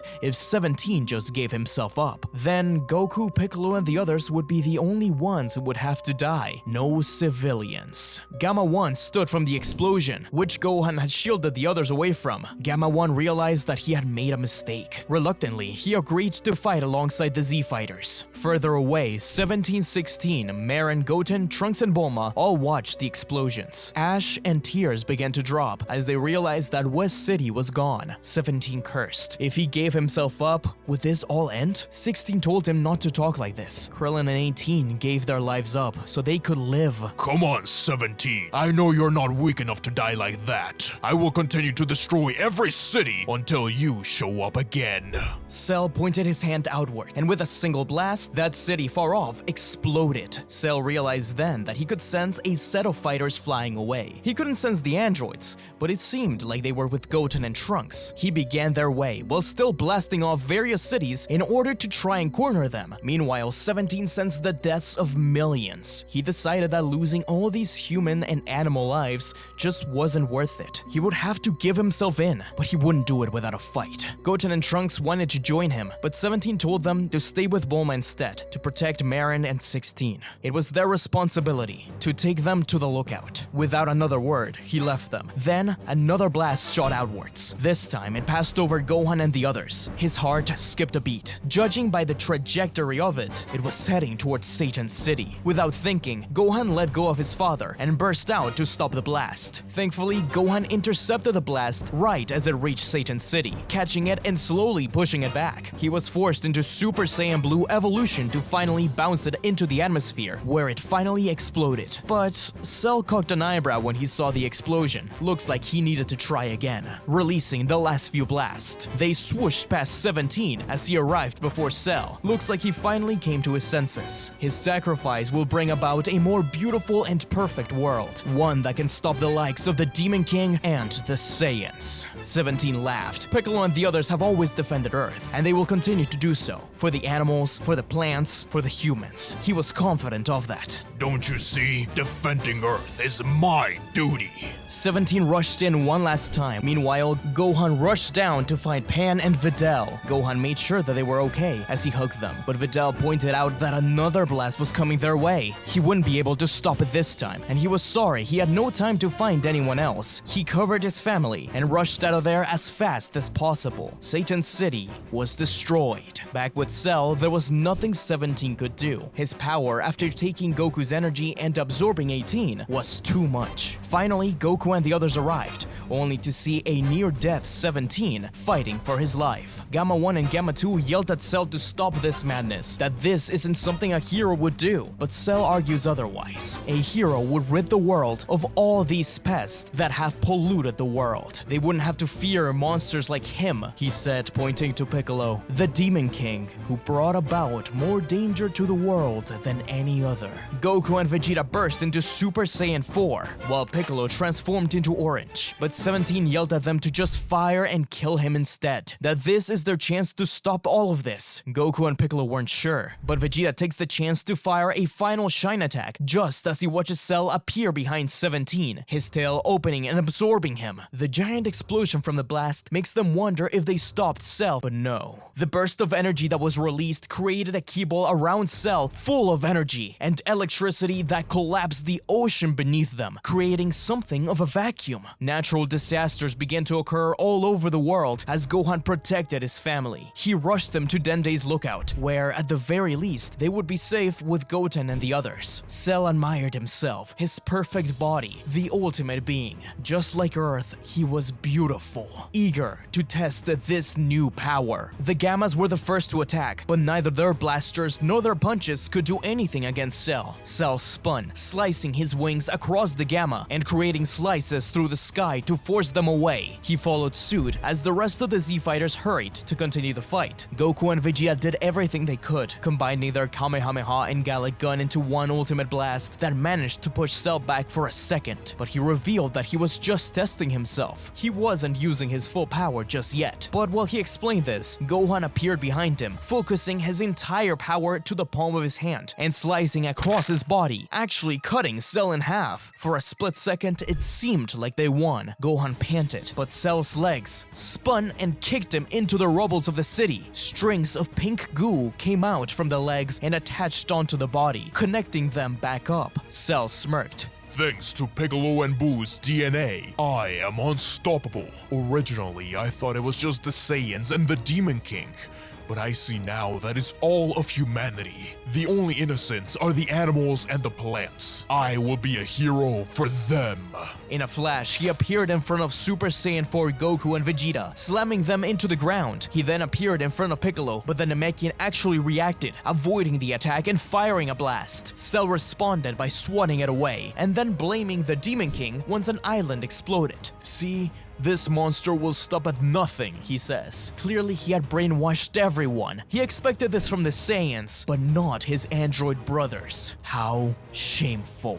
Gohan and Piccolo rushed in together to continue the attack, and Cell finally had to actually try and defend himself. The two were now in sync. Your blood runs through my veins, Demon King. I know what you're capable of. Don't you agree, Gohan? You remember when he attacked your friends, the fear he bestowed upon you? Cell pointed his finger outwards, firing blasts that pinned down the pair. Gohan and Piccolo freed themselves, as every one of the Z-Fighters joined in the battle. In response, Cell expanded his aura. They couldn't reach him at all, and they were simply crushed under the pressure and into the ground. What once used to be West City was now nothing more than a desert. Cell looks around. Millions have died just because these aliens refused to put aside their ego and see the perfect world Cell wanted as a true possibility. The sacrifices I make for you humans. Bury your dead. Heal yourselves. You have 2 days. I want to protect this beautiful world, but I also want to beat you at your best. You monster! Am I a monster for wanting to protect the Earth? You were the ones standing in the way of this world's perfection. Quite hypocritical of you, Demon King. In fact, I will not be holding the battle here. After I kill Dende, I will need a new set of Dragon Balls to truly restore the planet. Might as well start now. Cell lifts a finger while pointing towards Capsule Corp's destroyed building. He pulls the Super Dragon Radar with force. I remember when you had another tournament, brother. It is decided then. This battle will be held in that Super Dragon Ball. Appropriate, isn't it, Earth's Guardian? As he said this, Dr. Hedo's craft zoomed towards them, crashing before Cell. Please, Cell! That's enough! The civilians don't deserve this! Oh, my dear Dr. Hedo. I thought you'd understand, but in the end, you're no Gero. Cell fired a small blast his direction, which Gamma 2 saved him from. Enough stalling. I will leave this world to find our battle site. You prepare yourself, but don't get any funny ideas. I know what you're thinking. Cell pointed his finger towards the sacred lance of Korin. No, he's aiming for the lookout! Taking advantage of the fact that Cell cannot sense the Gammas, Gamma 1 appeared behind him and placed him in a full Nelson. Gamma 1 told everyone to get away and run, save their friends, and get out of there. He was going to take Cell down with him. Gamma 2 cried out for his brother, but Gamma 1 smiled at him, saying that this is what a true hero would do. Hedo is now his responsibility. An intense amount of energy began to gather around Gamma 1. The Z fighters made it to the lookout as they watched the incredible explosion go off in the distance. Gohan ran to Pan and Videl, as did Vegeta with Bulma, Trunks, and Bra. 16 and Marin looked at Piccolo for confirmation about Android 17, but he shook his head in denial. The young girl cried. Gamma 2 couldn't stand around without knowing for certain what happened to his brother. He burst out from the lookout to go and find him, only to quickly stop. He watched as a blast came towards the lookout. Cell was still alive. Gamma 2 quickly returned and tried to shield everyone, but just as he did, Kaioshin appeared from above with Kibito, yelling at them all to link hands. They did as told, with Dende barely grabbing onto Popo as they were teleported away. The lookout was consumed by the blast and decimated. Cell remained, holding on to the Super Dragon Ball radar. When Gamma 1 grabbed him, Cell created a barrier around himself to protect him and the Dragon radar. Yet, Cell smiled. For the first time in a long time, the world was freed from these aliens, these monsters, and above all, the Demon King. The Z fighters landed on planet Namek after being saved by Shin. They all thought it was hopeless. Even if they wished for Earth to be restored, they can't stand up to Cell. But Goku was curious. They all fought Cell when extremely hurt already. If they trained for the time they did have and recovered, maybe they stood a chance. Piccolo tried to hold on to hope like that, but he just couldn't. He thought of an idea. Porunga unleashed his power before. What if he could do it again? Murray wasn't sure, but they did have the Dragon Balls ready for them. Gamma 2 and Hedo apologized to everyone for what happened and swore to make it right. Gamma 1's death wouldn't be in vain. Whis soon arrived with Broly. He explained everything he saw, and that watching his friends be hurt like that made Broly nearly explode. Vegeta and the others maintained that until Broly could control himself, he shouldn't be in, but Whis said that he was just there to spectate and to support his friends. Goku and Vegeta asked Whis if they could train them all during the time they had, and Whis agreed, only because he found this situation most interesting. They would do it on Namek, since Beerus was upset at Broly going crazy for a second. But first, Piccolo summoned Porunga. Porunga, I wish you to unleash my power once more. That wish is beyond my power. I have already bestowed upon you the potential you had. It is up to you to reach it. Everything you need, plus a little extra, remains within you.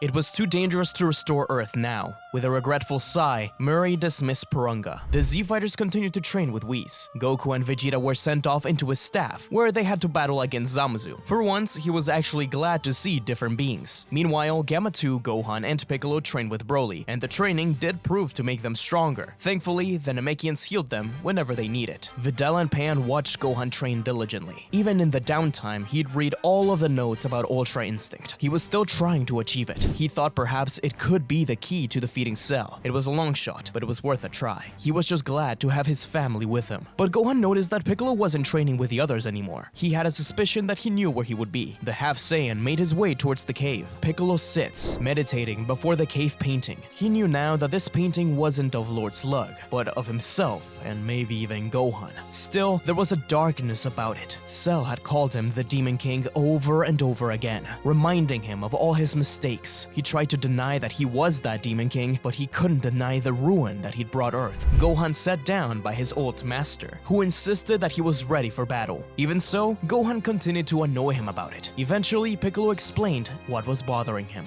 My blood runs through Cell's veins. So many deaths have been caused because of my choices. Perhaps I am the Demon King he says I am.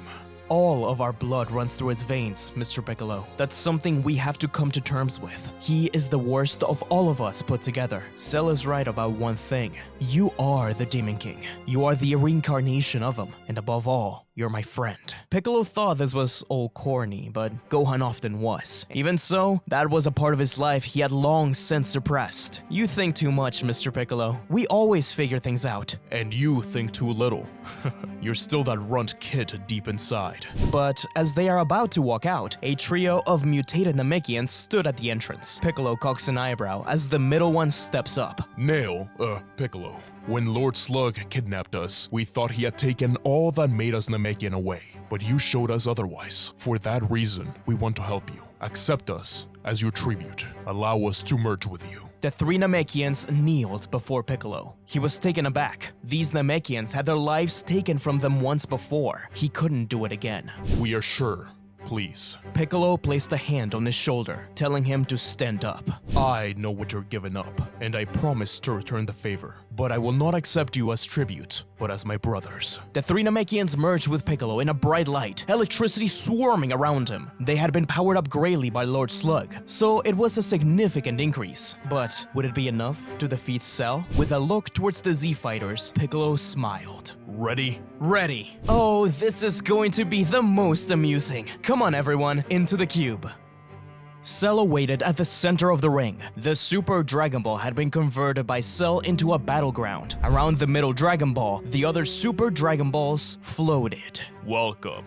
The stage is set for me to cleanse the universe of evil like you. So, who will step up to the ring first? Me. Everyone tried to tell Gamma 2 to stop, to leave this to Piccolo and the others, who had grown to be stronger, but he refused. He had to do this for his brother. Sadly, the battle against Cell did not go in his favor. At first, it seemed like Cell was equal to Gamma 2, but to Gohan, Piccolo, Goku, and Vegeta, it was clear that he was just measuring how far he could take the android. Gamma 2 tried his best, pulling out every trick under his sleeve. The little training they did have with Whis actually showed promise. Goten and Trunks even thought that he could do it, but in the end, Cell smashed his fist against Gamma 2's stomach, sending him out of bounds. Gero's androids were always superior. Who is next? Vegeta cracked his knuckles, but Piccolo extended his arm out before him. We aren't playing your games anymore. This isn't a tournament. We're going to defeat you now.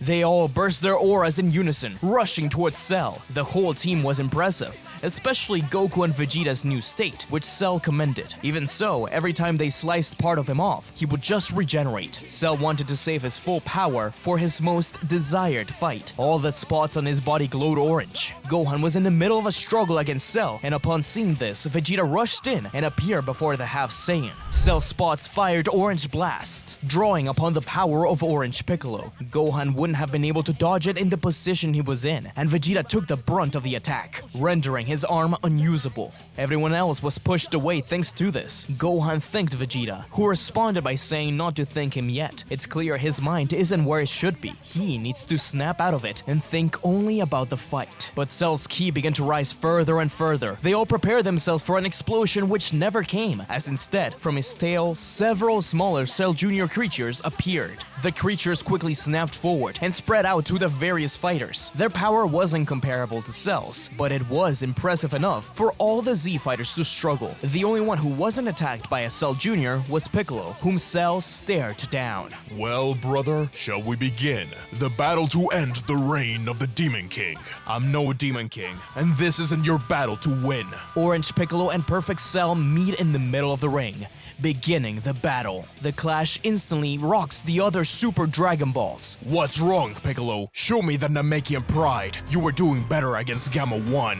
Goku and Vegeta were doing the best against the creatures, but the strange tricks inherited from Cell made them difficult to deal with. Gohan threw a punch to one of them, but instead of avoiding it, the creature split itself in two smaller Cell Juniors and attacked, then reunited back up for one blast. Goku and Vegeta worked together and burst through a pair to defeat them. A double Ozaru punch in their new Super Saiyan 5 states made sure to take them down, but they seemed never-ending. Goku and Vegeta were already in a bad spot, especially having to defend Goten and Trunks, who were the weakest of the crew. Meanwhile, Cell vs Piccolo was much more of an equal fight, with him admitting that his power had certainly increased since the last time they saw each other, but it wouldn't be enough. Piccolo thought he was bluffing, attacking with all his might. He couldn't fail. They had all placed their hopes on him. With one gigantic roar, Piccolo placed all of his energy into the palm of his hand, charging a gigantic key ball, bursting forward to slam it into Cell, but the android dissolved himself around it. The Namekian couldn't believe it and couldn't stop it, as Cell appeared behind him and kicked Piccolo down into the ground, the key ball on the palm of his hand slamming into the floor and creating a huge explosion, leaving a crater beneath them. It blew all the other fighters out of the way, even the Cell Juniors, but the small creatures remained. Even hurt or their body parts missing, they stood back up and run in to continue the fight. Gohan wiped some blood off his mouth, looking up to see Piccolo fighting harder than ever before. Him and Cell were caught in an epic clash back and forth. As Piccolo began to grow in size, so did Cell, until the two towering figures crushed the stage beneath them. It didn't matter. Cell was having the time of his life, but he knew it was nearly time to end it. Broly couldn't stand to watch his friends being hurt like this. Thanks to the training with Whis, he was at least restraining himself, but he knew if he did anything else, he would explode in rage and anger. He was the only one there intact. He could help them. He had grown stronger too.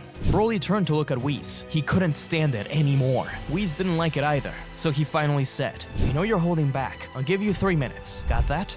Broly nodded, and the second Whis undid the protecting barrier around them. Broly exploded in power and rushed down to the Cell Juniors, even stronger than when he fought Goku and Vegeta. Full power Super Saiyan Broly rampages through the Cell Juniors, demolishing them in an instant and freeing his friends. But he was rampaging out of control, flying to attack both Piccolo and Cell, firing a mouth blast at all the giants that nearly toppled them over. Cell responded by swatting them away and bringing him down, annoying pests. But Broly's power wouldn't subside, even if he was below Cell and Piccolo. As he rose up to attack again, Whis appeared behind and chopped the back of his neck, smiling at Piccolo. "Thank you, Broly. I think they've got it from here." At the very least, the threat of the Cell Juniors was done, but that seriously annoyed Cell. He had his fun. It was time to finish it. It's over, Demon King. I am no Demon King. I am not my father. Cell began to put his full force onto Piccolo, forcing him down to the ground. "You have lost." In a flash of orange light, Cell released a wave of energy that consumed that area. Piccolo's scream echoed, as nothing but a crater was left where the arena once stood. Cell floated over it with a sadistic smile, holding the body of Piccolo. Earth was freed. His beautiful, perfect planet was within his grasp. "The Demon King is dead!" Goten and Trunks cried out. Quiet! From this day forth, I am the Earth's guardian. Sadly, the rest of you will have to perish, though they have Saiyans I'm curious about. I don't wish to keep the humans around for much longer, but I could use your power. It is your choice. Join me or die. You are part human. I can hardly blame you fully for the sins of your Saiyan side. Gohan, you surely understand. I know you love the life in our planet as much as me. Gohan began to take steps forward, with Vegeta and Trunks yelling at him to stop, but Goku quieted them down. I knew you'd understand. "No, you're wrong. It doesn't matter if Piccolo is gone, because he's still with us. He will always be. His death isn't in vain, Cell, because we still have people waiting for us. My mother, Krillin 18, 17. Gohan's aura began to flare up, but Cell fired a death beam at his leg to knock him down. He then pointed a death beam at Piccolo. What a shame. I thought that you would understand me the most. Piccolo coughed. Oh, looks like he's still alive. Gohan tried to stand up again and take steps forward, but Cell fired another death beam. How can you defend this monster? He has threatened the world more times than any other being. Can't you see that? You're wrong. Your twisted sense of justice doesn't know the nuances of humanity. Piccolo has risked his life for the world. For us. Gohan was trying to think of what to do. He was remembering all of his master's teachings. If only he could access that Ultra Instinct power one last time. But previously, it didn't work for him. Why would it now? Not thinking never worked for him. Think, don't think. Think, don't think. Think, don't think. Think, don't think. At the same time, Piccolo listens to Cell talk, calling him the Demon King, a monster, the destroyer of worlds. I'm not a demon. I'm not my father. I'm not a demon. I'm not my father. Think, don't think. Think, don't think, think. Don't think. One more blast destroys the notebook in his belt. Gohan falls to the ground, watching the paper burn before him. Everything he had written and learned about Ultra Instinct lost. Yet Gohan tries to stand up one last time as Piccolo shifts his eyes to look at him in between Cell's fingers. Think, don't think, don't think. I am not. What was that? Mustered up the power to talk. I am not. You tried to take over in his name. His blood runs through our veins. I am not a demon. I am not my father. I am not a demon. I am not my father. I need to think of something.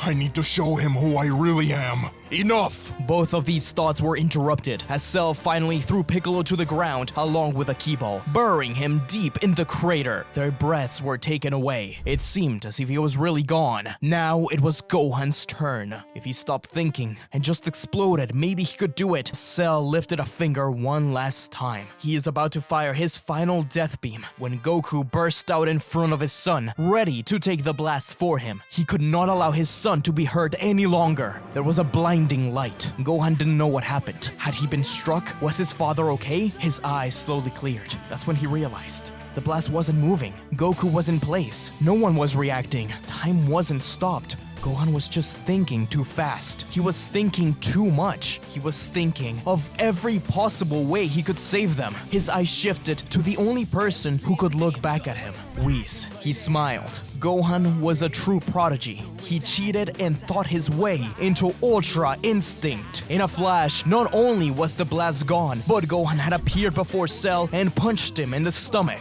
This felt so much more natural than the first time he accessed Ultra Instinct. Instead of pure instinct and no thought, it was entirely thought. Everyone looked at him, his silver hair, the purple electricity around him. Cell didn't stand a chance. Gohan was outsmarting his computer. He needed extreme focus to do this. Each strike had to be perfect. Every punch resounded with a thunder strike, a storm of electricity covering his punches. Cell was pushed back, but he knew if he was to win, he needed to stop this assault. Cell took the millisecond he had to breathe to fire a blast into multiple directions. Gohan easily dodged every single one of them, even stopping blasts from hitting his friends. Gohan burst forward to Cell, but he missed one. Gamma 2 was struck, and he groaned in pain. He wasn't out, but it was enough to catch Gohan's attention. His version of Ultra Instinct needed complete focus in its early stages, and now that Gohan was distracted for that split second, Cell got the chance to strike Gohan in the stomach.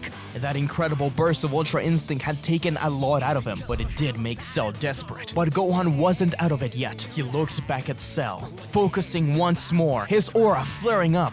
No Saiyan, no human, no demon will stand in the way of my perfect Earth. If that Namekian had accepted who he really was, your suffering would have been less. You'll meet him in hell. But as Cell rose up, he noticed Gohan smirk, crossing his arms. Perhaps he knew his Ultra Instinct could dodge anything he threw at him. But no, it wasn't that. An intense heat was burning behind, as from the crater rose Piccolo once more. But it wasn't just any Piccolo. It was a being made entirely of Genki, with the sign of the Ajisa tree glowing behind him. His voice wasn't just Piccolo's, but Kami, Neo, and the Namekian warriors. Even the Demon King Piccolo.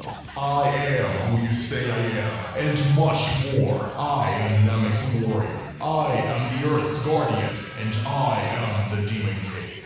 We are Piccolo. Cell took a step back, but an explosion nearly destroyed his arm. He turned to the side to realize that he was completely surrounded by key mines. I was thinking too far ahead for you to keep up with me. I know I can't maintain Ultra Instinct forever, so I left myself some insurance. It's over. Piccolo threw a punch with imperceptible speed. Cell had no chance to avoid it, as he was sent hurling into a key mine, with the rest of them converging into a single spot and exploding up to the sky. Cell had a mere moment to open a shield to defend himself, but even still, the explosion crushed it. Once the smoke began to clear, Cell's rage reached its apex. He was falling apart, needing to regenerate, but his hopes were slashed, as from the smoke, a shining beacon of hope shone. Piccolo and Gohan side by side, the tips of their fingers full of energy, as they fired a twin special beam cannon. Behind them, the roar of Shenron was heard, his wings spreading wide. The Super Dragon Balls shone around them, as if they themselves left their hopes with Piccolo and Gohan. With with the twin blasts swirling around each other and completely consuming Cell. The beams reached as far as the eye could see. Namek, Cereal, Earth, they all could see that shining light in the sky. Cell was gone. It was finally done.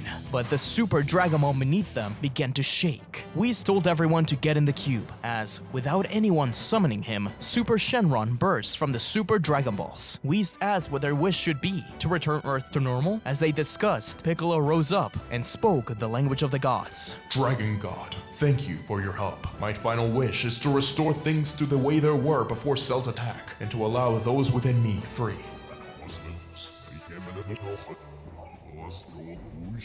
The wish was granted. Earth was restored and the people returned. Piccolo's body glowed even further, as if something was being pulled out of him. The image of a Namekian, a powerful force which made even Whis cock an eyebrow, appearing before them all as he nodded, dissolving into 6 separate beings. 3 were the mutated Namekians that he had fused with. They couldn't believe they were alive and out of Piccolo. He thanked them for their help and that their power proved useful. The other 3 figures remained shrouded by light. Piccolo had also asked for Nail and Kami to be freed, that he would grow on his own, but that last figure was King Piccolo. Their voices were heard. We are one, Piccolo. Through you, we can protect life. And understand humanity. Yes, thank you all. Those 3 figures disappeared back into Piccolo, having accepted him long ago as their home. Goten, Gohan, and Trunks jumped into a big hug. Goku chuckled with Vegeta as Gamma 2 looked out towards the universe. Dr. Hedo would be proud of all these heroes. With peace returned and the Super Dragon Ball spread, the cube teleported back to planet Namek. Everyone cheered, rushing in to hug their friends. Murray was surprised to see the mutated Namekians out of Piccolo, but glad to have them back. The Z-Fighters have always been a little beacon of hope. Things would always turn alright, as long as they had them. Whis was impressed by everyone, and was excited to see how they would progress from then on. But more than anyone, he was impressed by Gohan and Piccolo. He knew how much they struggled through this, mentally and physically. For Gohan, he had to force and adapt Ultra Instinct into something that worked for him, though it's not exactly the same. Gohan called it something like Ultra Intuition, which Whis appreciated. He was a really interesting person. Piccolo, on the other hand, was forced to accept that King Piccolo truly was a part of him, that they are one and the same, just like he was with Kami. Once he accepted him, he was able to push himself forward. Now they could return to Earth and use the Dragon Balls to rebuild. With Gamma 2 and Dr. Hedo getting invited to work at Capsule Corp, Trunks and Bulma promised that they would do what they can to rebuild Gamma 1. Goku and Vegeta were excited to continue training with Whis, even if they had to beat up Zamasu again. But as he turned to look at Gohan and Piccolo and asked them what they would do next, Gohan was the one that replied, "They have to take care of other things for now. Let Goku and Vegeta have the spotlight." Vegeta rolled his eyes, and so the team returned to Earth. But they were eager to test out what they were made of. Nearby Piccolo's home, Videl, Pan, Goku, and Vegeta all sit around, watching as Gohan and Piccolo showed off their new strength, with Gohan saying this takes him way back to the young boy he was long ago. Piccolo scoffed back. He really wasn't that different from back then. After all, sometimes he still needs someone to drop an apple off so he can eat. That's when Gohan realized an apple always ended up on his desk. He always assumed that it was Videl that put it there, but now he realized, just like when he was a kid, Piccolo left apples for him. He smiled, getting ready to begin this final battle. And so, several hundred years passed. Gohan had become a published author, because although his notes on Ultra Instinct were in that notebook, he also had a large part of it written on his computer. He had to fix a spelling mistake when he misspelled thought, but in the end, that book, The Science of Ki Control, became a huge hit and reinvigorated the world of martial arts, including the World Tournament, as we watch a young Saiyan and a Namekian step up to the ring. The final match for the World Tournament. They may not be entirely aware, but their ancestors stood in this very stage. And now, the legacy continues. The Son family and the Piccolo lineage linked forevermore.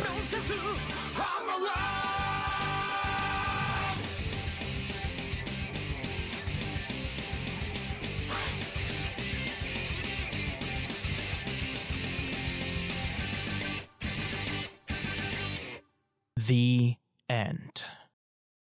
Thanks for watching, everyone. This one was super fun to do. I usually focus on characters like Goku, Gohan, so Piccolo was a nice change of pace. In particular, I wanted to do this after Toriyama's passing, since although he said various different characters as his favorite, the one that seems to be the most consistent as his favorite character was Piccolo. I hope you enjoyed, and if you'd like to support the channel and watch videos like this early, then consider becoming a Patreon. A huge thank you to my channel supporters as always. And if you're looking for more Dragon Ball, then be sure to check out the full story of What If Gohan Fused with Goku.